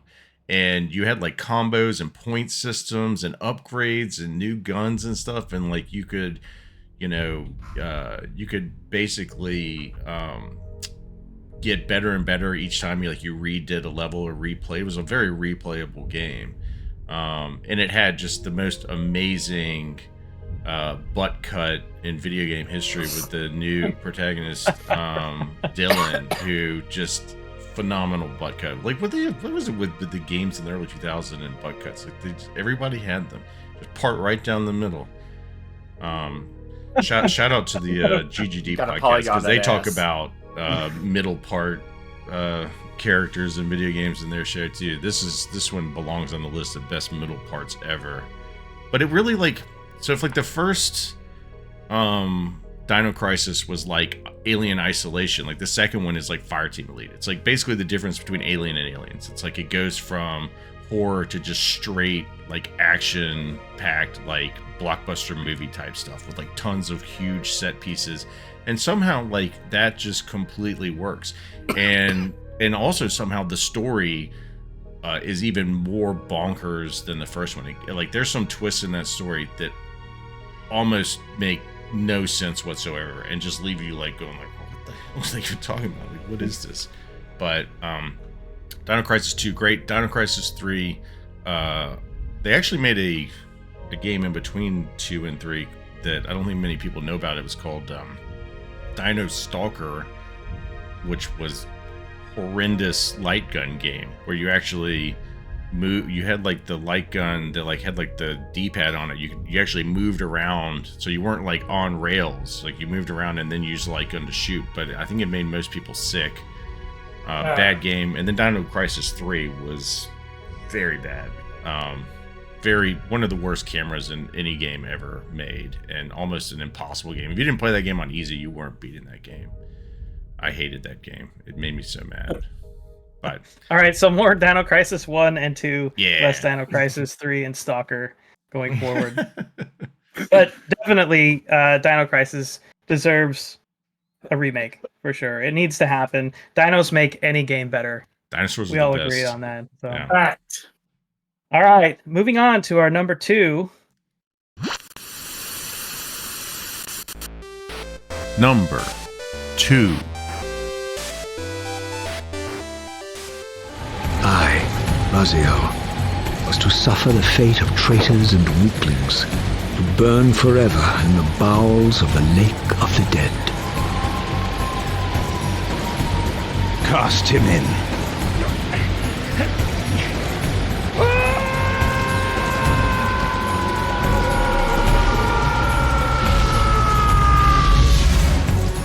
Tumbling, burning with white-hot fire, I plunged into the depths of the abyss. Unspeakable pain, relentless agony. Time ceased to exist. Only this torture and a deepening hatred of the hypocrisy that damned me to this hell. Legacy of Kain. So we're going to do something a little different here with Legacy of Kain. I don't think any of the panel have any direct experience with the Legacy of Kain games. I know a little bit about the games, but only kind of through osmosis and watching a friend of mine play. But we do have a Legacy of Kain expert. I'm going to say he's an expert. Oh, he's definitely an expert. I think he's and one of the top. So joining us from the Great Game Debate Podcast, Mr. Caden Barathay Lane is going to tell us about the wonderful series Legacy of Kain and why it's great. And why it should come back. Yeah. Hello, everyone. Caden here from the Great Game Debate Podcast, just chiming in with my 2 cents on the Legacy of Kain. Now, if you haven't played the Legacy of Kain, you probably have heard of Amy Hennig, and if you've not heard of Amy Hennig, you probably have heard of the Uncharted series, which she wrote and directed. She worked on the very first Legacy of Kain game, Blood Omen Legacy of Kain, and then took the reins as the writer and director of the series going forward. So Legacy of Kain is Amy Hennig's baby, and she herself is quoted as saying that she considers Legacy of Kain to be her crowning achievement. So if nothing else, that should really make you excited about these games. Amy Hennig's a legend, and I agree with her that the writing in these games are just phenomenal. I think the story of Legacy of Kain is one of the best in gaming. So just a quick rundown of what the series is. It has 2 forks, one where you play as a vampire named Kain, one where you play as a vampire spirit named Raziel. Kain's games are Blood Omen, Raziel's games are Soul Reaver, and they cross paths. They're rivals, they fight each other, they have uneasy alliances, their stories converge in the final game, Legacy of Kain Defiance. Kain's games feature vampire action, hunting down other vampires, killing them, taking their powers, and Raziel's games feature his unique gimmick where as a vampire spirit he has the ability to transition between the material and the spectral realm. More on that later. So a little bit about that story from the legendary writer Amy Hennig. The Legacy of Kain series is really about fate. And well, it's also kind of about vampires too, but we'll get to that. The world of Legacy of Kain, Nosgoth, is under the control of a very real god called the Will of Fate that dictates the destiny of every mortal in the world. When a mortal dies in Nosgoth, their soul is recycled through the Will of Fate into a newborn, feeding the wheel in the process. This cycle is upheld by a series of literal foundational pillars called the Pillars of Nosgoth, and each of these pillars has a counterpart in a guardian spirit that reincarnates into a new mortal when the last incarnation dies. This is where the titular protagonist, Kain, comes in. He is a human whose destiny is to become the next guardian of the most important and central pillar of Nosgoth, the Pillar of Balance. If the Pillar of Balance is destroyed, then all of the pillars fall and the world of Nosgoth is destroyed.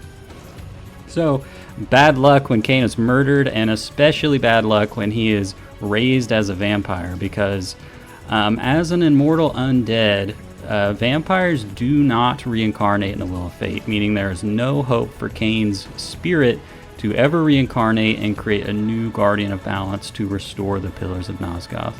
Basically, as long as Kain remains an unliving vampire, the world is doomed. Luckily for the world, Kain is guided by the ghost of his previous guardian, the previous Guardian of Balance, on an adventure to use his new vampiric powers to slay his murderers and eventually make the ultimate sacrifice by killing himself to free his spirit from his undead body and return it to the Will of Fate so that a new Guardian of Balance can be born and the world will be saved and the cycle will continue. Now this is where things get really interesting. At the final hour, Kain decides it is better to rule in hell than to serve in heaven, and refuses to kill himself, dooming the world. Now, we fast forward thousands of years, and Kain is the ruler of a kingdom of vampires in a dying world. Humans have been completely conquered and live as livestock for the vampires.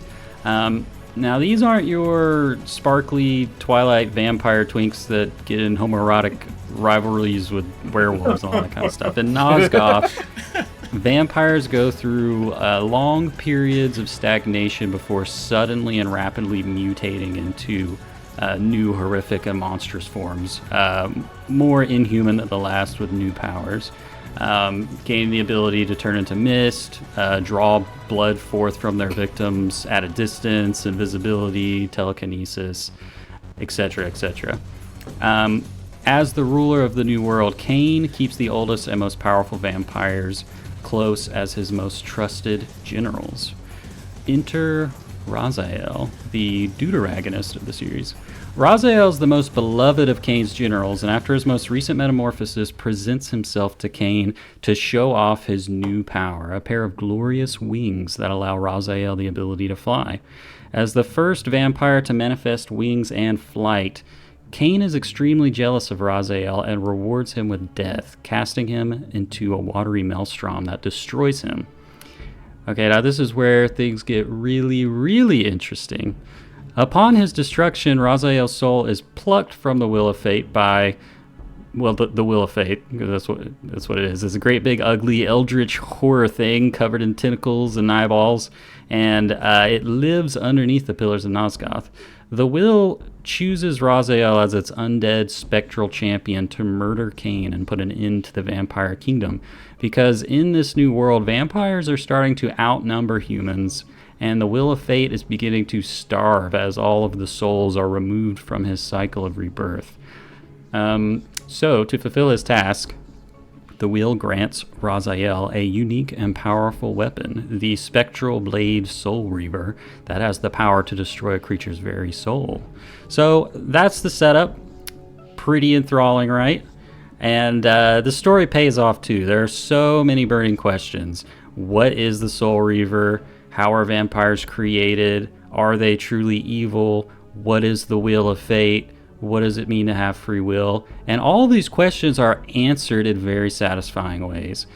The rest of the series sees Raziel and Kain struggle with their destinies and their fate as they eventually become allies, and they search together for a third outcome between the cycle of fate and the death of the world. It's hands down one of the best stories in gaming, and it's just sitting there. I mean, come on, guys. Remaster, remake, reimagine. I don't care. Just do something with it. All right. Thanks, guys. Okay. Caden, you did it. You said it all. Awesome. Who could add on to that amazing discussion about Legacy of Kain? That was basically a Fun and Games podcast side quest right there. Shout out to the Fun and Games podcast. If you haven't checked them out, go check them out. They're really, really good. Anyways, we can't say more about Legacy of Kain. Can't top that. So we're gonna move on to our number one pick. Number 1. Stand by for Titanfall.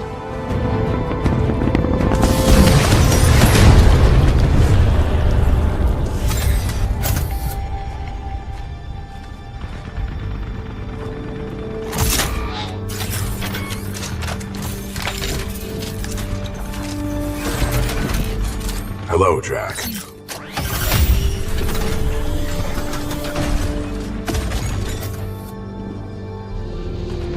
Glad to have you back in one piece, BT.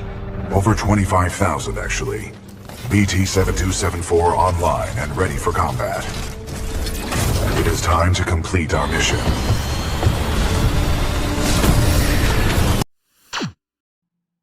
At number 1, we have Titanfall. This was a game that, it's clear why it's number 1. Everybody loves Titanfall. Yeah. If you played Titanfall, especially Titanfall 2, you know why it needs to come back. But Zach's going to tell us why he thinks it needs to come back.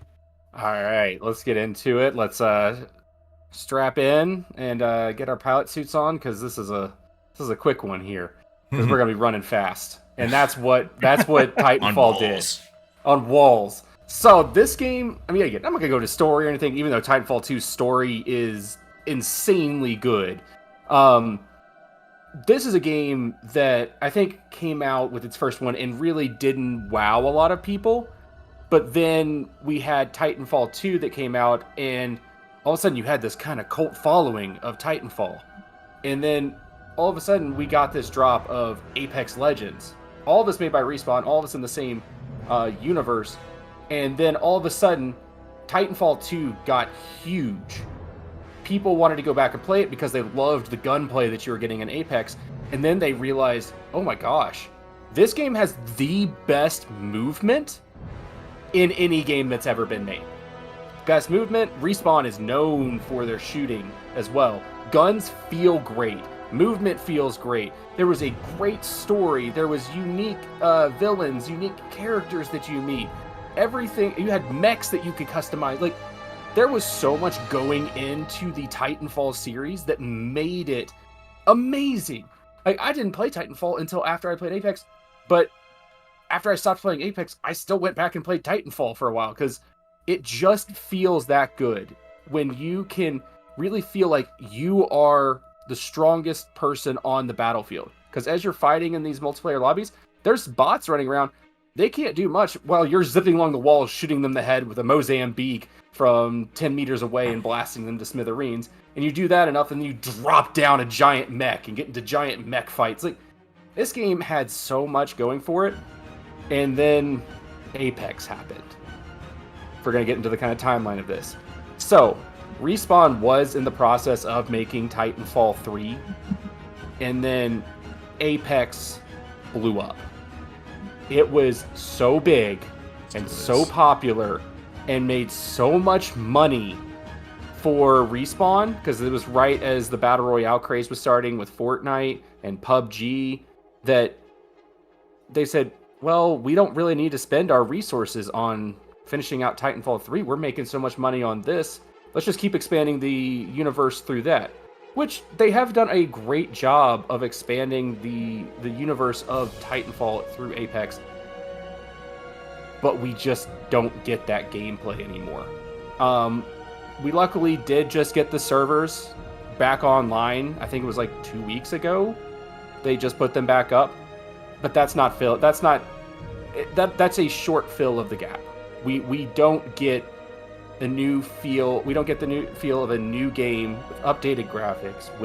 And the graphics were fantastic on Titanfall 2. We don't get the feel of a new game in this series that Hunter could probably. I don't know if Hunter knows the exact numbers, but I'm sure this was my thoughts on this, I would keep it pretty brief, but I'm super proud of this community because everybody voting this number 1 acknowledges what we all know. Apex ain't Titanfall. It's not Titanfall. Apex is great. It's a great. I mean, Zach and I played tons of Apex. We wore that game out. We wore that game out, and we were good at it, and we liked it, and it was fun. But it ain't Titanfall. It never has been. You know why? Because there's no freaking Titans in it. Like, not in the way that Titanfall does. You know, like no Titanfall. Wall running. It's a great shooter. It is not Titanfall. And one of the things that made Titanfall 2 so good, and Respawn is really one of the best in the business of this because, you know, they came from Call of Duty. Like, I think, were they like did they make Modern Warfare 2, I want to say? Anyway, a lot of this team came from Call of Duty campaign building, and some of those early Call of Duty campaigns are just fantastic, and they're like the perfect length, you know, they're just like a nice, like tight, like 5-6 hour thing. And I would say Titanfall 2, because I don't think Titanfall 1 didn't have like a single. It was only campaign. multiplayer. It had like a multiplayer. It had a multiplayer kind of like campaign, but it wasn't like a campaign. Like Titanfall 2's campaign is like the best like shooter campaign maybe ever. It's premium. It's premium so first-person good. shooter Every campaign. set piece is good. The levels are good. Like it feels so good to play. And for those people who really crave the solo campaign versions of these games, because I used to love to buy COD and not really play the multiplayer at all. It used to drive me nuts playing multiplayer, but I loved to play some of the campaigns. Titanfall 2 is the best of the best, and I have like very weird bittersweet feelings about Apex, because while I think it's a great game and I like it, I hate it at the same time, because I hate that it took away from us what could have been like just a bunch of really amazing Titanfall campaigns. And that's like, I mean, I've gone back and probably replayed the Titanfall 2 campaign 20 times, and because it's just such a like nice, quick, like couple of sessions, you get it done, and every time just feels a little bit different and always feels so good to play. It's super replayable, and the fact that you can jump into a gigantic mech, and you know it really changes the gameplay up dramatically between, you know, running around. You're just like super zippy in your base form outside the mech. You get in, and then you just have like this big lumbering giant thing shooting rockets and you know, chain guns and stuff like that. It's really cool. And then they did some really awesome stuff with the level design in Titanfall 2 in the campaign. It's just literally one of the best first-person shooter campaigns to come out. And not to discount the multiplayer too, because you have to say, like, the Titanfall 2 multiplayer is so good. Like, it's, you know, and again, the multiplayer being able to like play as like the pilots and the Titans, and like there's all these different maps and modes, and there was just something so cool about being a pilot, like running up a wall, like getting on top of like somebody's Titan and like, you know, pulling dudes out of there. Like there's pushing a nuke inside of it. Pushing the nuke, like there's the multiplayer too. And I've always just wondered, like, when is Apex gonna do that stuff? Like, are they gonna ever do that? Like, why? No. This whole concept is just gone, it seems like, forever, and it sucks, because it was some of the best mech gameplay ever made, and we want it. We wanted. Stop playing Apex. Stop playing Madden. Stop playing Apex. Hardcore. We need Titanfall back. But, as a fan of speedruns and speedrun community, this is one of the best speedrun games you can watch. They fly. They fly. They're so fast. It's insane. Like, I think one of the coolest things that came into Apex from Titanfall 2 is the character Octane, whose entire premise behind it is from one guy. Well, that's what he does in the game, but he came from one guy who, to make himself be the fastest in the training hall, like, space, threw grenades to explode himself to go faster, to then run through the whole thing in like 10 seconds. It's insane. It's like a 30-second video. It's like, it's crazy how quick these guys can do it. Yeah. And it really shows like a good skill level gap there too, which you get to feel as you're building in that game.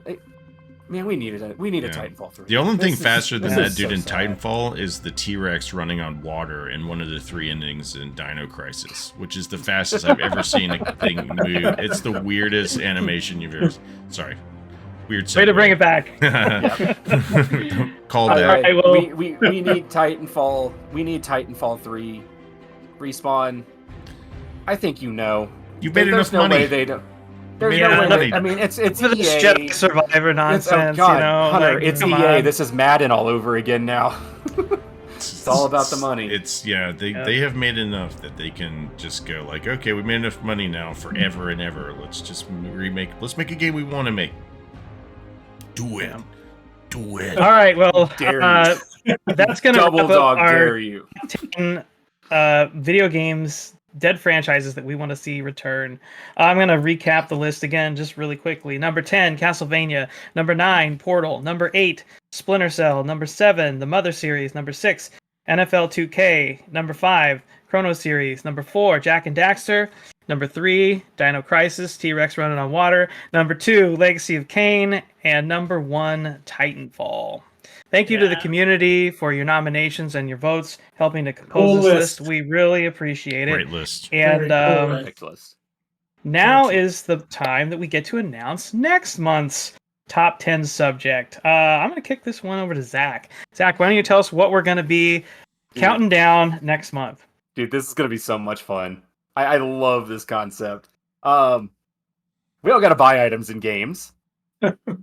Now, do you want a bad experience buying items, or do you want a good experience buying items? Bad. I'd prefer to have either one, to be honest. It's just fun either way. So we're doing shopkeepers. Absolutely. Bring us your best shopkeepers in games. I mean, there's so many good ones out there. This is going to be such a fun one. I know there's going to be someone who's going to throw one in there that's like, oh my god, that is the best shopkeeper I've ever thought of, and I didn't even remember them. I'm so excited for this. What are you buying, stranger? That's definitely going to be in there. I just want to throw out this is people put literally what you want in there. Keeping in mind that almost every game just has a plethora of shopkeepers. I encourage people to not turn it into who can name the most shopkeepers. Put in the ones you actually think are the best, so that we don't have a list, because we could end up with a list of 400 to 500 shopkeepers. I feel like after this, there's so many games with so many shopkeepers. You don't have to necessarily intend to vote for it, but definitely put your favorites in there, because otherwise I think we might end up with just more data than I can manage. But I think it's going to matter no matter what we do. We're going to have Hunter insane with your shopkeepers. Please. I think it's going to be a lot of fun. I'm pretty excited for it. I'm curious to see what the community devil's advocate Steven can throw into the wrench he can throw into this one to make some basically would be the gray area of what counts as a shopkeeper and what doesn't count as a shopkeeper. We'll have to see. Hunter, don't tempt Steven. He's do they can you actually buy something off of them, Steven? Okay, can you buy things off of them? That's what I'm saying. Now he's going to consider it a challenge. Anyway, it should be fun. There's definitely some good ones that I know I already have in my mind. So I'm excited to see what people have in mind. Shopkeepers is a very fun idea. For sure. All right, with that, we're going to leave the top 10 behind. We're going to take a quick break, and when we come back, we're going to talk Indies Nuts. Indies Nuts. All right, welcome back. It's time for Indies Nuts, our indie game club discussion, where every month one of the panelists will pick a indie game. The rest of us will play through it, and we'll have a little discussion about it here. This month, we'll be playing through, or we did play through, Gris by Spanish developer Nomada Studios. It was published by Devolver. It released in December of 2018 and is available pretty much on everything, even on mobile. So the basic concept of Gris, it's a platformer, like a side-scrolling platformer. Very colorful, very artful, hand-drawn animations, very distinct-looking game. And we did have some some community participation this time. And so I thought it would be good if we read the community comments, and maybe we can respond to the community comments and give some of our own thoughts on the game as we go. You guys cool with that? Sounds like an awesome idea. I can't wait to hear them. We got a lot of people who played this one. Thanks for playing along with us. Really fantastic. All right, so the first community comment is from Ryan.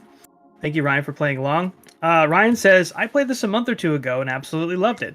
It's the perfect experience that doesn't overstay its welcome. It has excellent aesthetics in both art and music. It has solid gameplay that just gets you in a meditative zone. It reminds me of Journey, an indie game that I could play yearly and feel something from every time. I loved it so much that my wallpaper on my desktop is just rotating screenshots from the game. Yeah. I'd love to hear the panel's thoughts on a couple of things. Firstly, the music. This was by far the most impactful part of the game for me, and is something that I find myself constantly listening to months later. I'm curious as to whether it evoked any strong reactions in the panel. Similarly, speaking about strong reactions, I wondered if the story tugged any emotions in you at all. I'm notoriously bad with this, but I've heard multiple people say it really hit them in the feelings. Was it the same for you? Absolutely.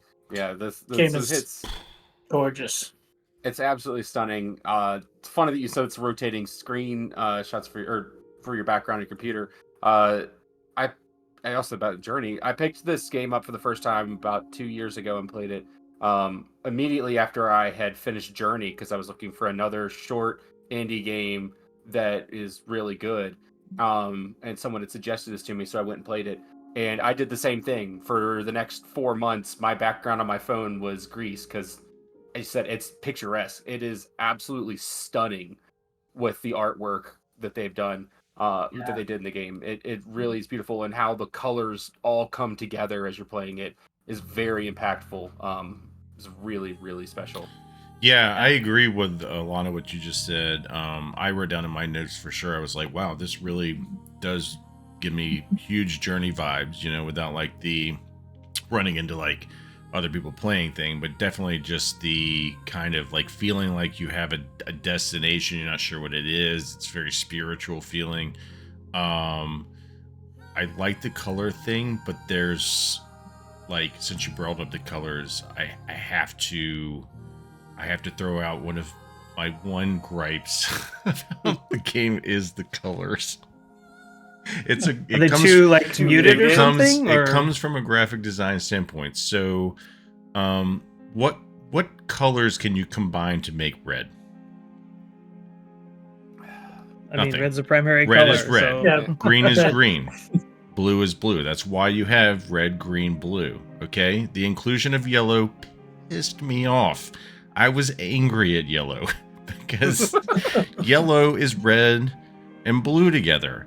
And graphic red and blue together. Green, red and green. I'm sorry. Yeah. Red and green together is yellow. My bad. My studio art teacher would be so mad at me right now for saying that. But like, if you wanted to have yellow in this, you could have done it. The graphic design equivalent of this would be if you had cyan and magenta, and then you could include yellow. Sorry, it's the stupidest point ever, I realize. But also, I was kind of a little bit surprised by the inclusion of yellow at the end. So I was like, I started to worry that we were going to get other not primary colors. I was like, what else are they going to give us? Yellow was out of place. The hell with yellow.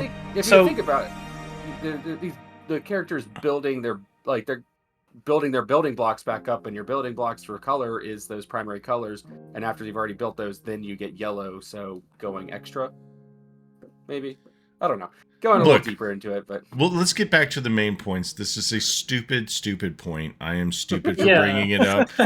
Everybody realizes it. It's just it irked. It's your experience. It irked the graphic designer in me, because like when you're choosing between color modes, you're choosing between red, green, and blue, or cyan, magenta, yellow, and black, basically, so like it just felt odd for a game that like seemed so artistically focused to have something that felt so outside of like classical art to me. It's again. I really didn't notice the. I mean, I noticed like when you would get a new color, but I wasn't really focused on what the color was. You know, Well, it was it just like, felt- oh, there's more yeah. color in the world. It so. felt like those were kind of your almost like your levels. Like the progression in the game was the colors. So anyway, Well, Gris is very symbolic game. I mean, the name Gris is Spanish for gray. You know, it's like it's. Oh, is part that of what it is? the game. Yes, it is. Yes, you it know? is. So this game is loaded with symbolism that you may not that's not apparent in your first playthrough either. You know, these things if you play the game again, these things will pop and jump right out at you like after you've completed the game. Making this game like an awesome game to return to, like if you kind of know where it goes. Even though like Gris has like an ambiguous ending, like it leaves you to kind of interpret what's past and what's to come. I think most players see this as like a representation of her losing her mother, you know, in a struggle of overcoming grief, like she loses her voice, and you kind of restore that. Whereas others have theorized that, I've read online too, an interpretation that Gris is the one who's died, and this is her journey to accepting that. You know, I didn't pick like, up on any of that. I yeah, thought like it was just a really rough case of depression where all of the color in her life has disappeared, and she's on her kind of journey to reclaim who she is, reclaim her color in her life, and then reclaim her voice. Yeah, I would say back regardless to. of your...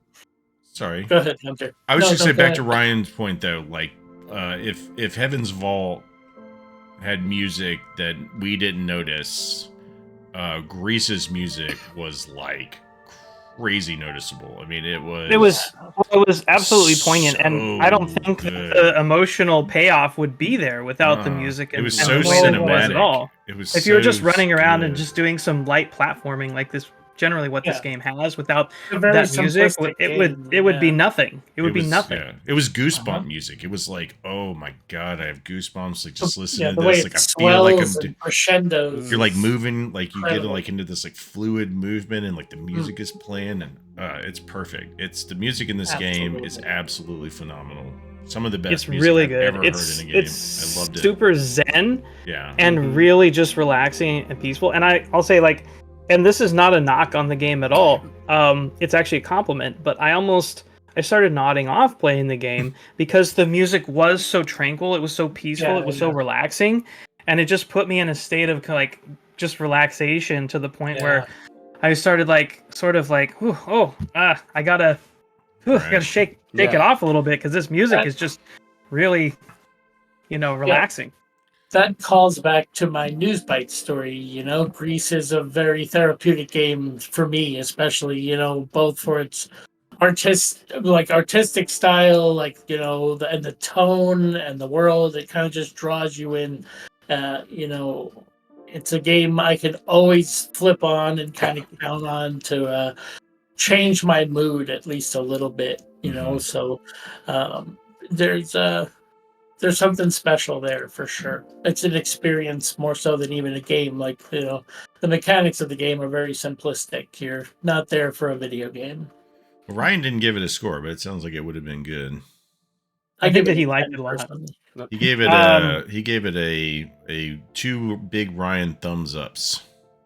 Nice. There you go. I'm gonna jump into another comment here. This is from our buddy Dan Giesland, Daniel the DM. He says, the audio for Gris is so good! Gris is a beautiful platforming game that plays with colors and shapes in a very interesting way, that also attempts to communicate or moral through imagery and sound alone. I found it compelling up to a point, and then I felt like the game overstayed its welcome. Even though it kept adding new mechanics, I eventually got to the point where it went one step too far, and I ended up just quitting. I can see the attraction of this game to others, but for me, it was a game to take a slight dip into and then leave. A solid 7 out of 10. God. Would be happy to delete from my hard drive now. The saddest part about this is I talked to him, and he was maybe 20 minutes max from the end of the game. Dan, who now has got back-to-back, he's done 2 nuts in a row with us. And thank you, Dan, by the way, for playing with us. Yes. Yeah, we love you playing with us. But like, if any game overstayed its welcome, it was definitely Heaven's Vault, which was way too long. And he was talking about New Game Plus in that game. I mean, and it just cracks me up that you could take a sentence out of Ryan's like written description where I think he said verbatim, it's a perfect experience. It doesn't overstay its welcome, and put it right on top of Dan's that says that it did overstay its welcome. It's like, well, I guess like different strokes for different folks, but I definitely did not get that vibe with this game personally. I definitely was like very done with Heaven's Vault like after about 2 or 3 hours into it. I trudged along with it, but like Gris like just felt like I knew it wasn't going to be that long, so I wanted to kind of see where it concluded. And if anything, even if I wasn't doing anything meaningful, like just listening to the music was great. So I felt like it definitely was very welcome game to me. I liked it. Just one more comment, and just to like, again, different strokes for different folks. I just want to read this just to kind of, I guess, back up what Dan said. From Randall Reborn. Have to agree with everybody on the music with this game. Truly great and relaxing. I love the underwater portion of this game. The freedom of mobility is very refreshing with an otherwise slow-paced platformer. I just rolled credits on Gris, and overall I would say it was good. Really pretty game, particularly the night sky was great. Have to agree with Dan, though, with the overstayed its welcome. The ending parts began to aggravate me. Also, I couldn't understand what the story was going for. But it made no sense. It made it harder for me to like the game. 7 out of 10. So I think Randall shared Dan's opinion, I guess, even though it is a short game. I personally didn't think that the game overstayed its welcome. I thought that it was pretty much right where it needed to be. It's not a very long game. It's a 2 to 3 hour game. And it adds just enough new mechanics as you go along to, I guess, keep it fresh enough. But I can see why they would maybe feel that way about it. Especially as you do get towards the end, I feel like it does drag a little bit compared to some of the earlier sections in the game. The last part maybe like didn't need quite so many little spermy things you had to go get behind. They look like sperms to me. I'm sorry. I was like, I know they're like, I see it. Right? They're like little jaggy looking sperms. That's all I could get. Like I couldn't get it out of once I saw it one time, I was like, oh, I got to go find a couple more spermies. I feel like with the part where it inverts and flips upside down, like some of those, it just drug on just a little bit too long. Like they could have, shortened that up just a little bit, but it wasn't egregious or anything like that. I appreciated that it was doing something different that you don't do in everything. I mean that could go in a good gravity mechanics top 10. I don't particularly like those kind of mechanics, honestly. I don't like when they flip you upside down in games. It bothers my head. Yeah. But it didn't really. This one really didn't bother me that much. I didn't feel like it was like particularly challenging. Like there was a lot of puzzles in this game, and none of them actually felt like super challenging. They kind of felt satisfying most of the time. I do think that maybe again, right at the end, maybe you could have had like 2 less little dotty things to find. But I thought it was, it wasn't like it was super. Maybe they just need to get good at Gris. I don't know. Well, funny you mention that, because for those who are willing to like play this game over and over again, there is a secret ending to this game. If you can pick up all 28 of the achievements, there's an ending. You find all 28 sperms. Yeah, I won't spoil it for anyone, but if you're interested enough to get all 28 achievements, there is an extra cutscene just for you. That's so cool. I mean, I might actually go back and do that because it's not a very long game, but I loved the segments with the bird, and I love the segment with the like moray eel. Like I thought, that's a legit jump scare that got me. Like where you're swimming in the dark and fall in the light, and all of a sudden, and it's just like right there, and you have to turn and like go up. I like legit jumped. I was like, ah! I know it's as a game as like it almost comes across as a little pretentious, you know, but it definitely is up there in terms of if you were going to submit video games as art category. I mean, it's just a gorgeous game. I mean, it's all like hand drawn. Look, I don't know if it's actually hand drawn. It's all hand drawn, kind of looking, and I think it is. All the environments are like the way that they manage the camera, like panning out and coming in and showing like the world and the moon, and you know, when the bird comes around and the eels and the swimming parts, like the way it lights up certain sections. I mean, it was like watching somebody, you know, like paint or like draw right as you were playing in front of you. It was great. It was a beautiful game. How about the red section where the wind starts to blow, right? Yeah. And you know, like the music like crescendos up, like there might be something dangerous, and then it just drops back to the tranquil soundtrack, like just like it was before the wind started howling. Ooh, the sound design in this game is also really good. All the sound effects, like when you're having to run across the thing, and it's like comes up, and it's got that kind of like sort of like a wicker kind of ring. Yeah. And everything sounds really crunchy with like the rocks and the stones when you break it, and the water sloshing. It all just sounds really good. Yeah, and I would just say that this game is being, I think, exactly what it wants to be. You know, one of my gripes with it is, I think, not a gripe with this game, but just with the last couple of games we played in Unison, is that I tend to play games with stakes. You know, I like dying in games, and this is like another game you can't really die in. There's not really any real danger, you know. But I think that that's perfect for this game. It's just that like it leaves me craving actual, you know, threats in games. But this game is doing exactly what it set out to do. And it's you know, not my favorite game in the world, but what it is trying to do, it accomplishes, I think, almost flawlessly. So I'll say that about it. Okay. Any other thoughts on Gris before we wrap up? You want to score it? Are we going to score this? Yes. I would like to do the round robin final thoughts if you guys are done with the regular discussion. Yeah. So, okay, we'll start with Hunter. And end with with me. I think I'm gonna give it an 8. It's really, really good, and that's high praise for me because I'm not like an indie person. So an 8 is, I think, as far as the indies I've played, you know, up there as far as scores are concerned. So I'm gonna give it an 8 out of 10. All right. How about you, Brad? I'm incredibly biased toward this game. This is my pick. I've been playing this game for years since it came out. I play this game every couple of months just to chill out. So this game's a 10 out of 10 for me. It's become absolutely masterpiece for me. It's become part of my life, this game.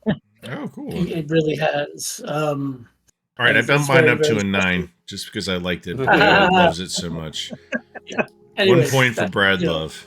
Personal bias, 10 out of 10. It's my go-to game to just chill out and relax. Nice. Zach? So I have gone through some serious depression in my life before, and the journey of this game speaks to me a lot. Of feeling like you've lost all the color in the world, and having to find your way back, and things trying to drag you down while you're doing it, but you can have to just keep going through and you finally get to where you need to be. So this game hits me really hard. And it did that to me the first time I played it. It did it to me the second time I just went back and played it for this game club. I'm with Brad here. This is a perfect game. This is a 10 out of 10 for me. Wow. This is a game that I always have there in the back of my head.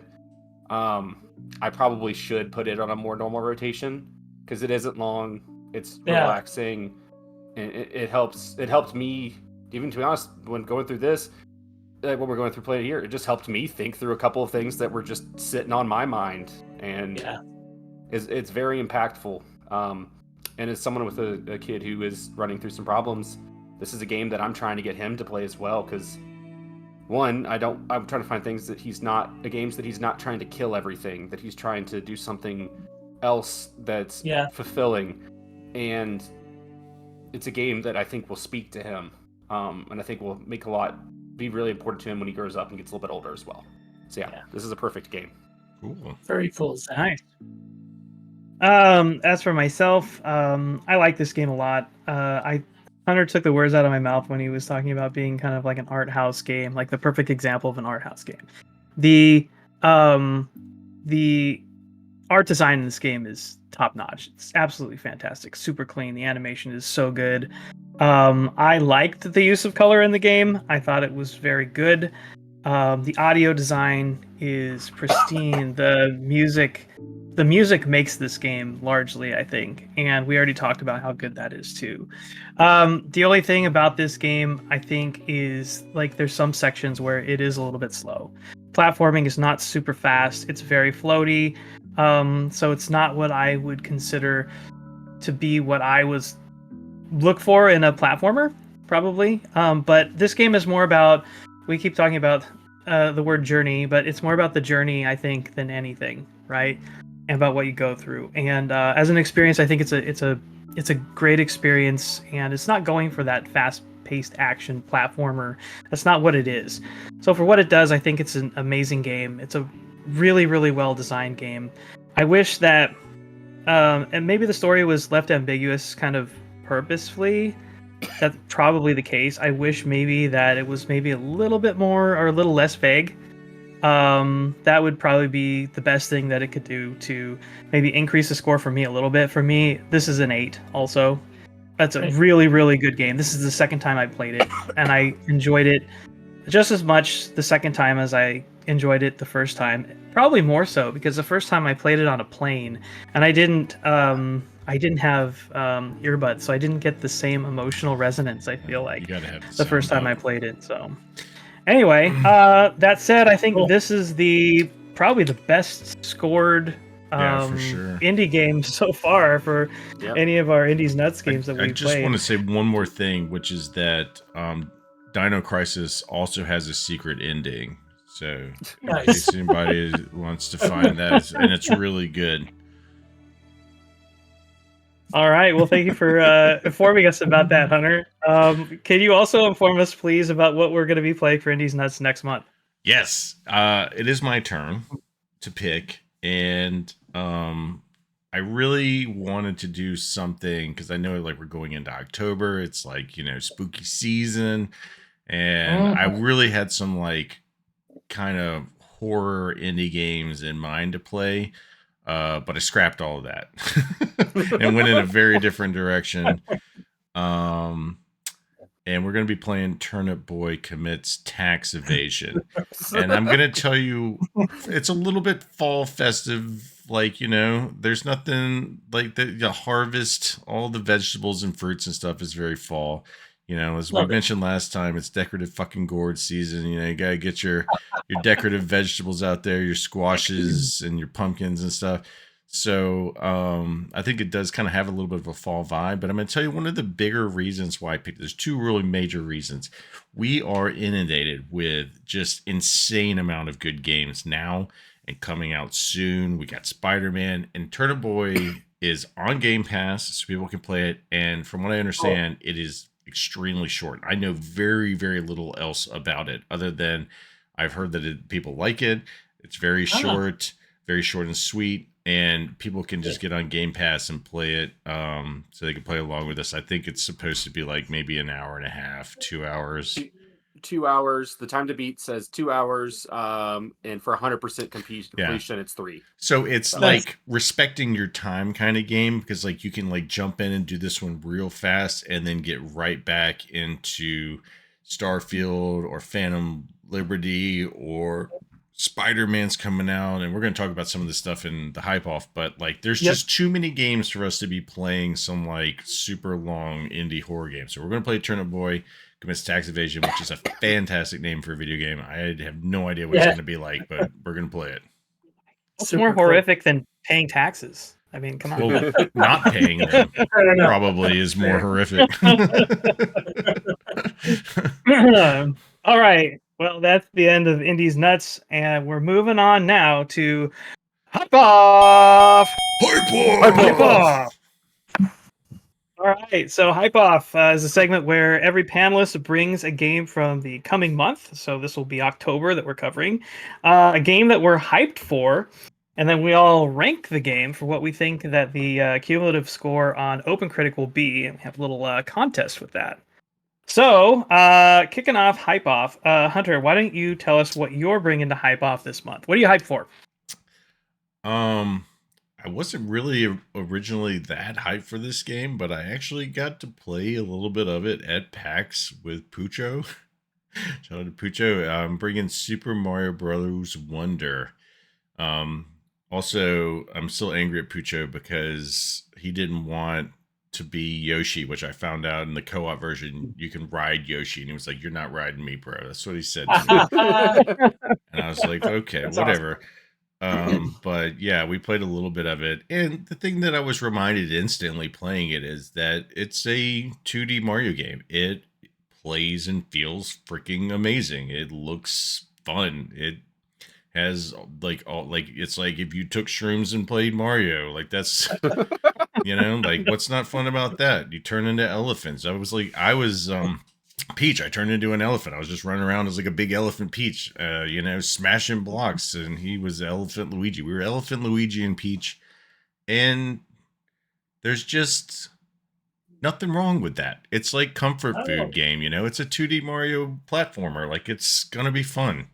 Like, I'll buy it. There's not any reason. And the other thing that's getting me really hyped about it is that something I learned at PAX. I didn't really know about it. I hadn't watched the direct or anything. I think the direct came out while we were at PAX. Yeah, you guys had left already. Brad and I watched it before we took off. Oh, okay. To so Seattle. We so you can like some of the characters in there, like I don't know if it's the Yoshis, and I can't remember, but some of them like don't take damage.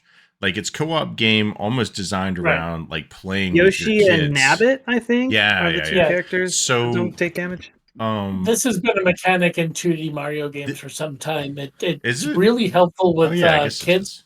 Right. Gracie was able to play along with us, at 4 years old, was able to play Mario along with us without getting frustrated. Well, somebody So who has it's pretty neat.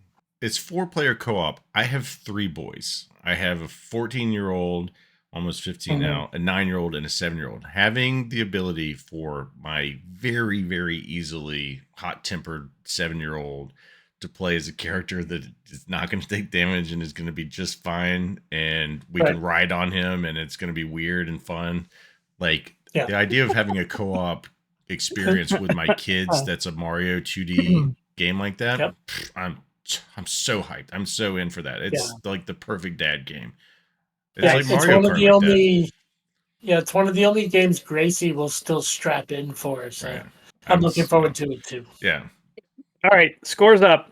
Hunter, what's your score? Super Mario Wonder. I'm gonna say it's gonna get an 86. All right. Also, I suck at this. I'm realizing every time we do this how much I suck at this. So just don't pick what I pick. I apparently am the worst at hype off. Brad, how about you? 90 for Brad. 9-0. Zach. I got an 89 on this. It's a Mario game. It's gonna score really well no matter what you say. Like it's gonna score high. And yeah, Hunter Knight has not stopped talking about Wonder since he saw a video for it. He is so excited for that game. So yeah, it's gonna be huge. I'm sure I'm wrong. Y'all are right.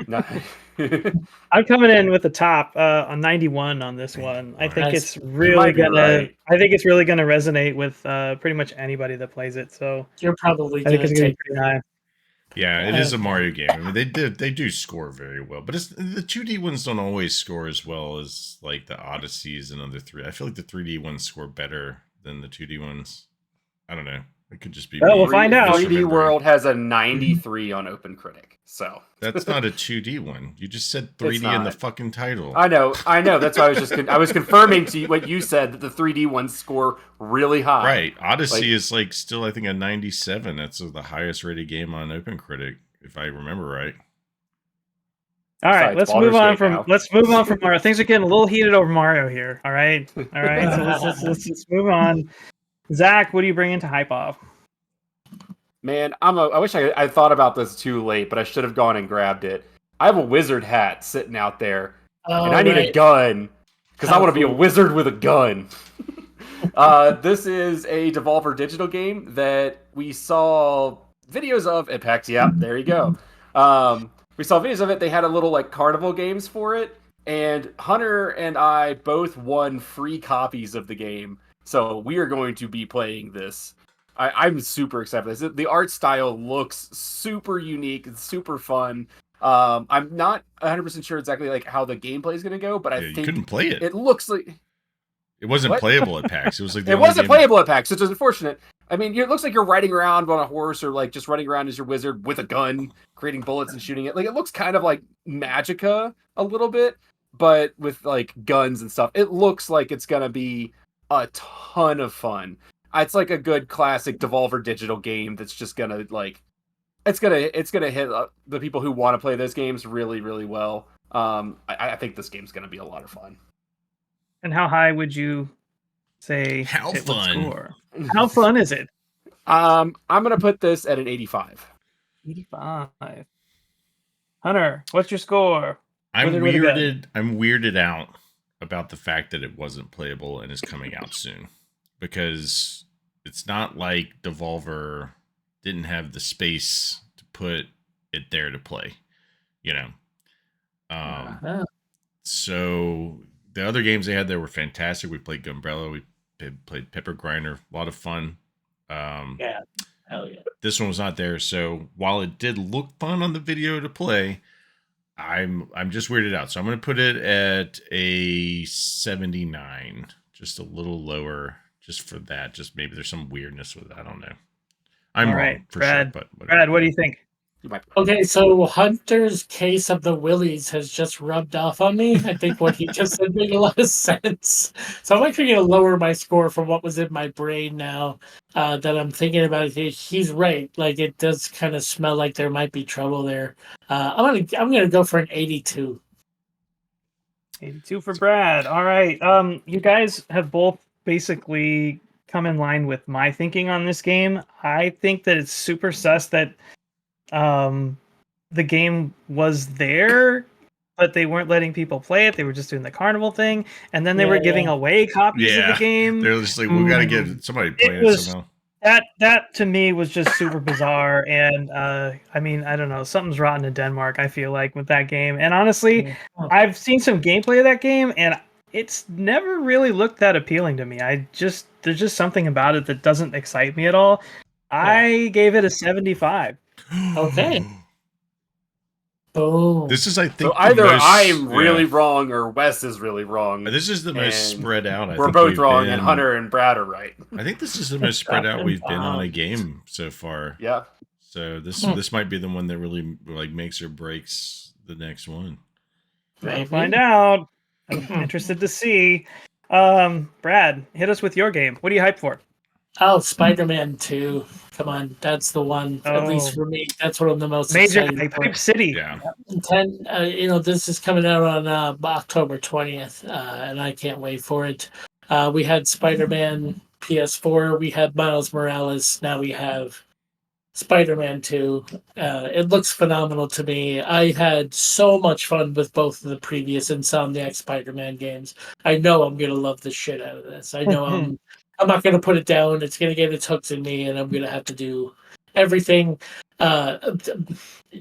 Personally, the map is going to include Queens and Brooklyn. And for me, growing up here, Manhattan, Queens, and Brooklyn is the city to me. It just is. I haven't spent a whole lot of time in the Bronx. My cousin's a detective up there, at least was, and not a whole lot of time in Staten Island. But if you can get Queens, Brooklyn, and Manhattan on that map, like for me, that's home. So it's going to be really, really fun. It's like doubling the map. Yeah. Well, no, way more than that. Is it? But Manhattan's tiny. No, I'm just talking about in the game, though. I know. Yeah, no, what I'm saying is if you're going to expand beyond Manhattan and include Brooklyn and Queens, like you've more than quadrupled that map. Yeah, but I think that they said as far as the game length, it's about equivalent to the original Marvel Spider-Man. Is what they're shooting. Sure. I'm just talking about map size. Map size is fun for like different landmarks and like. So I'm excited about that. Anyway, moving on. Will Ciro's Pizza be in the game? Can you swing to Ciro's? That's not in that area. I'm afraid not. No, it's a little too far east for that. But you can still swing in for a slice. They're still there, and they're phenomenal. Anyway, to cut to the chase here, I'm predicting this game should get somewhere around a 94 out of 100. 94. Wow. Hunter, what do you think? Spider-Man 2. Yeah, this is the most sure thing bet in games this year. I mean, basically the complete opposite of the wizard with a gun weirdness where they've been showing this game like crazy. They've been putting in people's hands. I think they just gave a bunch of people hours with it. It's got Venom in it. It's Insomniac. There's just no feasible way this game isn't going to be super duper good. And they already have all of the tech built behind the first and the Miles Morales. Like they didn't have to focus on any of that. They can just focus on the story and the villains and all that. This is gonna be a great game. I'm gonna say I'm gonna put it at a 95. It's gonna be it's gonna be 95. So good. I mean, there's just no doubt. Everybody's gonna love this game. Zach, where's it gonna be? I'm gonna love this game, but I'm kind of basing my score off of the open critic scores that have already been put out for Marvel Spider-Man and Miles Morales. So I'm gonna put mine at an 89 because Marvel Spider-Man is an 88 and Miles Morales was an 85, and I think it's going to be better than both, but I think it'll probably score around the same range. Yeah, I just looked that up myself, so I'm glad that you mentioned it because I was going to mention that myself. Those didn't have Venom in it. That's why I gave it 1 point higher. You gave 1 point for Venom? 1 whole point for Venom. Only if he fights Carnage does it get more than that. Venom slander. Hey, you never know. You never know. Anyway, I'm going with a 93 on this game. All right. I definitely think that it's going to be one of the best rated games of the year by far, hands down. And whether that's a 93, 94, 95, it's going to be up there. But definitely going to be a fantastic game for sure. Can't wait to play it. All right, for the last game in Hype Off, I'm bringing Alan Wake 2, which is coming out on October. Brad, you wrote 17th. I think it's actually the 27th. Oh, is it? I watched the trailer the other day. Is that gonna be in time? Because I think we're on the 29th, so I think we'll probably get scores before. Is that right? Our next recording. Yes, because it was coming out, and they pushed it out a week after Spider-Man. Is what happened. We still should get reviews for it before our next recording. Yeah, it is the 27th. Okay. Did that recently change, or it changed a couple of weeks back? They pushed it out. Okay. They didn't want to be in the way of Mario and Spider-Man. They get out of the way of the freight train there. But cool. I'm excited for Alan Wake 2. I'll be honest, I have not played Alan Wake 1. It's a game that I have sitting on my PlayStation right now that I fully intend to at least try out a little bit before Alan Wake 2 comes out. But my hype for Alan Wake 2 fully comes from my love of Control, which was my 2019 game of the year. I absolutely loved Control, and I played all of the DLC for Control, which also had Alan Wake tie-in, and it was super, super good. I really, really do love playing survival horror games around the time of Halloween. It's that season. It's that time of the year. I mean, it's always a good time to play survival horror, but it just makes it that much more special. And they're really leaning in, I think, on Alan Wake 2 more for the survival horror elements than they did in Alan Wake 1. Everything I've seen in this game looks phenomenal. It's just a graphical showpiece. And it just looks like the kind of narrative-based survival horror game that I want to play in October. And so I'm really, really excited to see how this game comes out. They're doing some interesting stuff with this. They've got two playable characters, 2 scenarios, and it just looks fantastic, and I can't wait to try it out. So I'm giving this game a 89. I have high hopes. So, Zach, what do you think? Alan Wake 2. So, one of the things I am really curious about this game is how much product placement are we going to get in this one? Because the first one had an insane amount. No matter where you turn, Duracell batteries. Every card was a Ford with sync in. Every card was a Ford with sync in it. Was it product placement and control? Was there? In Alan Wake 1, there was but you're like, I mean, when did Alan Wake 1 come out? Like, that was like during the time of product placement. They're not going to put it cracks me up. I kind of it's not a gripe. I actually kind of want it in there because it cracked me up how it was ever. I think this game is going to be a lot of fun. I don't think it's going to score quite as high as West is. I'm going to put this one at an 82. 82. Okay. Brad, what do you think? I, like you, have very little exposure to Alan Wake, but I did watch some videos. It does look like a pretty cool game. Looks like a lot of fun, and as Wes said, perfectly timed for the season. But I'm below you as well. I'm going with an 84. 84, Hunter. I think a lot of it is going to hinge on the story. I did play the first Alan Wake and loved it. It's like my favorite of their games. And this one looks like a marriage between some of the cool stuff from Control and Alan Wake. Like the enemies like zip around. Like, it's the atmosphere is just, it's just the perfect, like scary kind of psychological horror type thing. If they nail the story, I think it's going to score really well. I think they probably will. I'm going to do an 88 on it.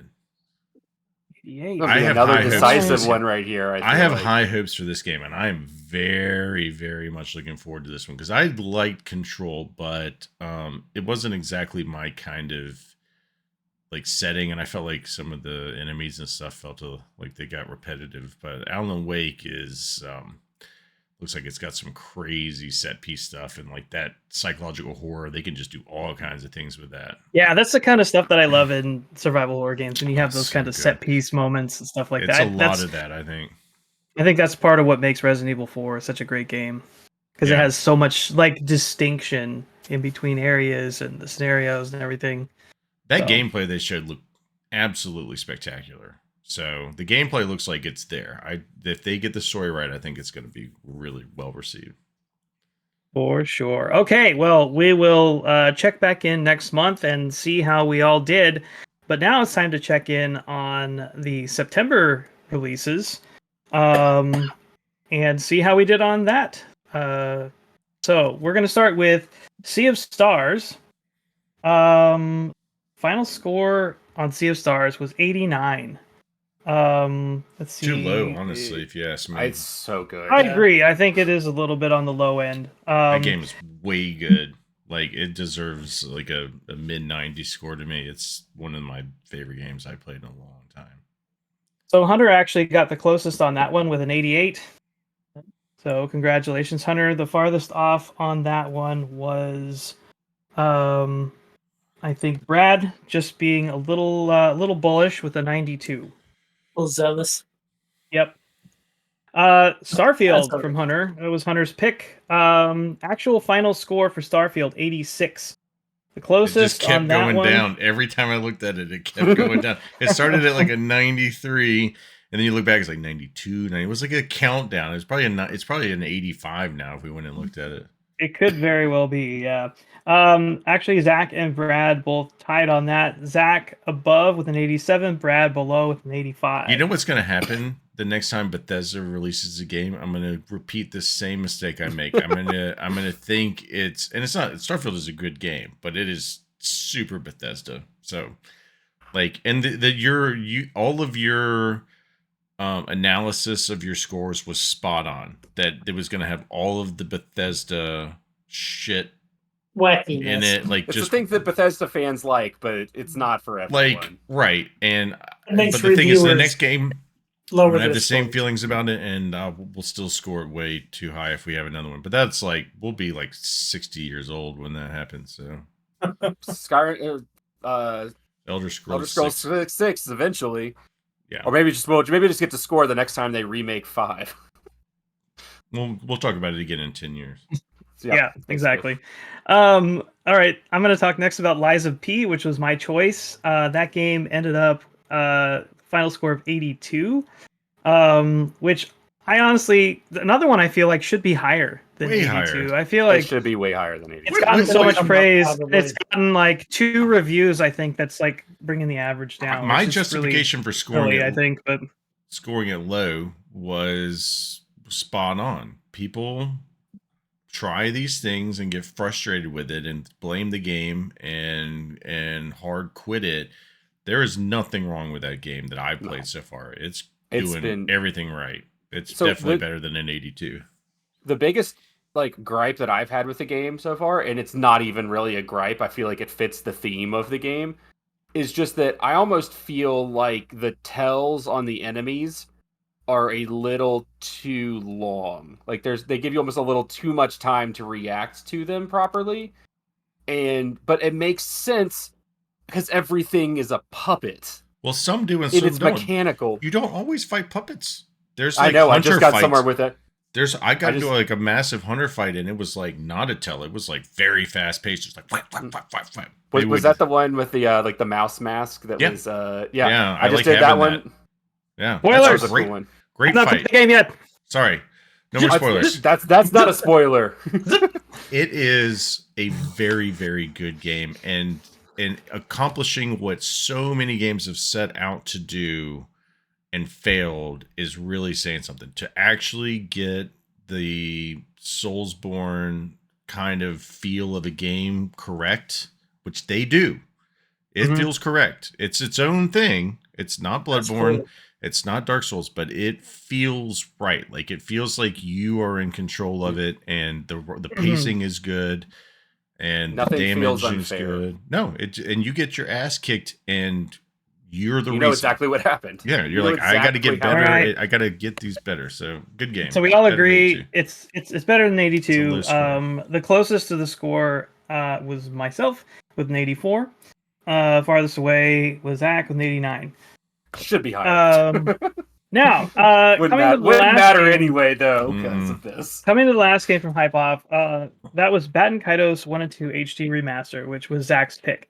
Now, there's a little bit of something off about this that we kind of need to address here. No, we don't. No.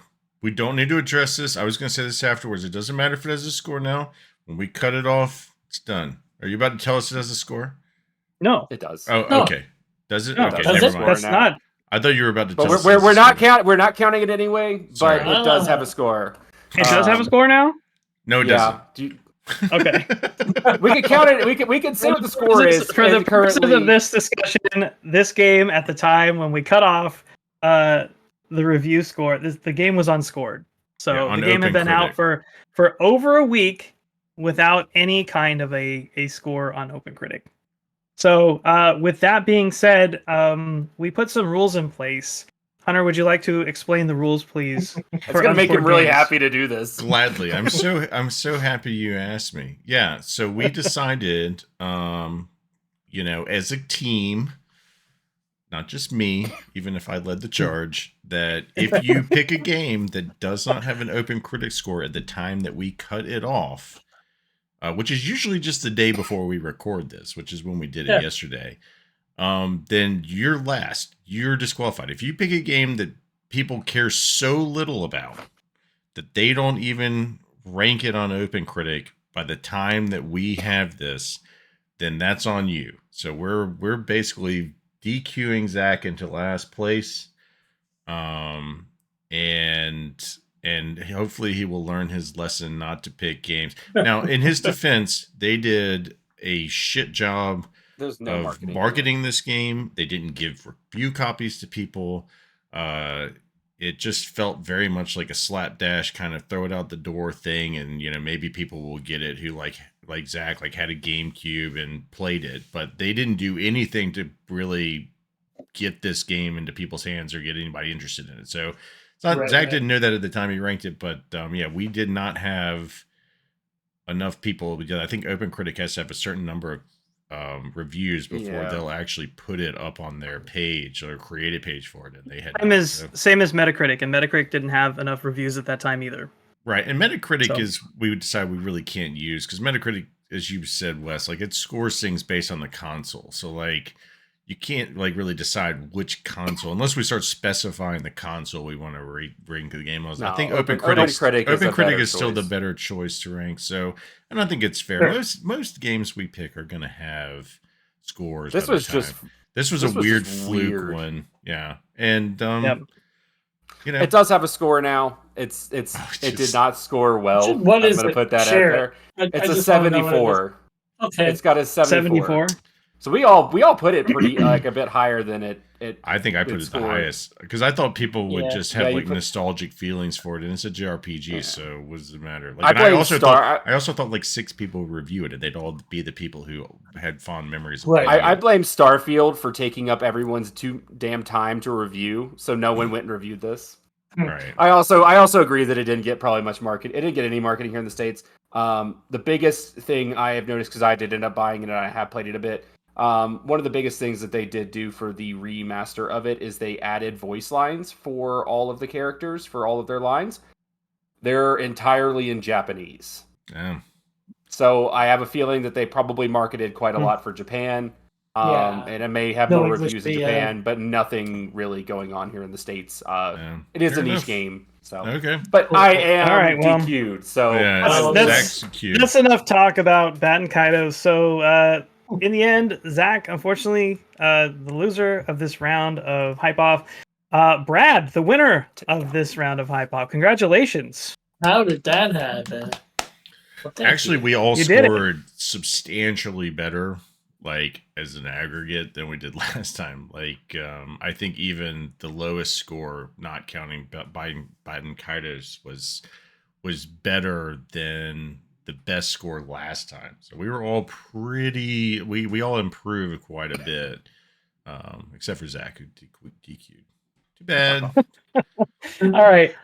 Well, Brad, with that, you get the privilege of having the final word. You also have the privilege of deciding a punishment for Zach, that punishment statement for Zach at the end of the podcast. So tune in after the music for Brad's final word and Zach's punishment statement, I guess. I'm not sure exactly what that is, but we're all going to find out together. Yeah, we don't know.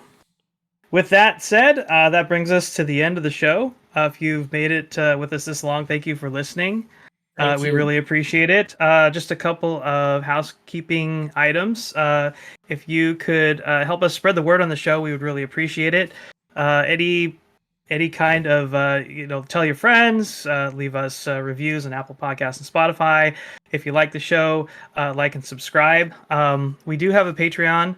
Patreon.com. If you look for Great Game Debate, you'll find us there. We really appreciate the contributions for our patrons. Big shout out to Dan Giesland and Pucho. Thank you guys for your patronage and support of the show as well. It was also great to meet both of you guys. Absolutely. That was honestly a real treat, having so many of the GGD community come to that. So that was cool too. Yeah. So, and also check out the GGD Discord. That's where we do all of the nominee selections for the top 10 countdowns. That's where we rank stuff. That's how it all comes together. We also talk about a bunch of other fun stuff there. Talk about anime. We talk about music. We talk about other video games and what we're playing, and there's memes shared and all sorts of other fun stuff there. It's a nice non-toxic community. So jump in, check us out there, and join us on the Discord. Come talk about your shopkeepers. Yes. There you go. Bring us your wonky, your wily, your weird. We'll take them all. Not your Dr. Wily. Mean. He's not a shopkeeper. Or just your run-of-the-mill shop people, you know. Maybe you just like maybe you just like to get in and get out without a lot of like weird small talk. That's me. Also, remember to play Turnip Boy Commits Tax Evasion. Join us with that next month too. So with that, thank you guys for joining us, and we'll see you next month. Bye. Bye. Thank you.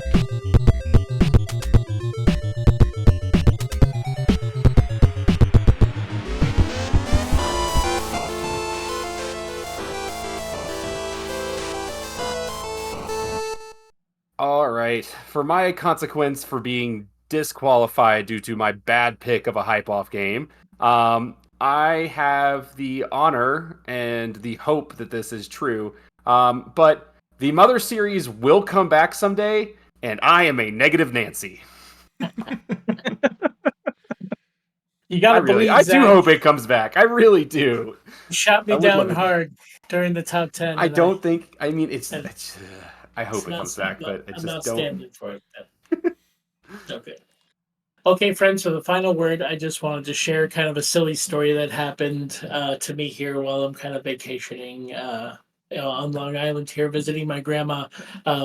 She lives out here in the Hamptons. It's kind of a, swanky area, but, certain times of the year, it's actually kind of got a small town feel, which is kind of neat. So, I'm just out here kind of hanging out with her and reconnected to my roots. And so I wanted to show her a really good time. So I've been treating her to meals at night that are not only expensive, but, take me some time to cook and things. So I've been putting a lot of effort into that. Anyway, I'm in this tiny little butcher shop that's run by this young guy.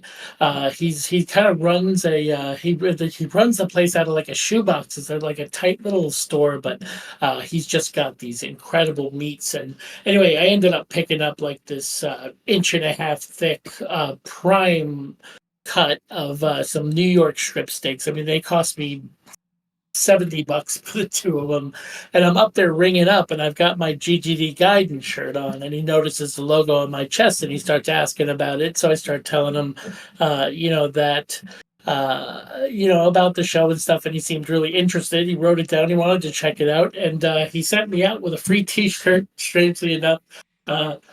So this comes from Justin's Chop Shop in West Hampton Beach.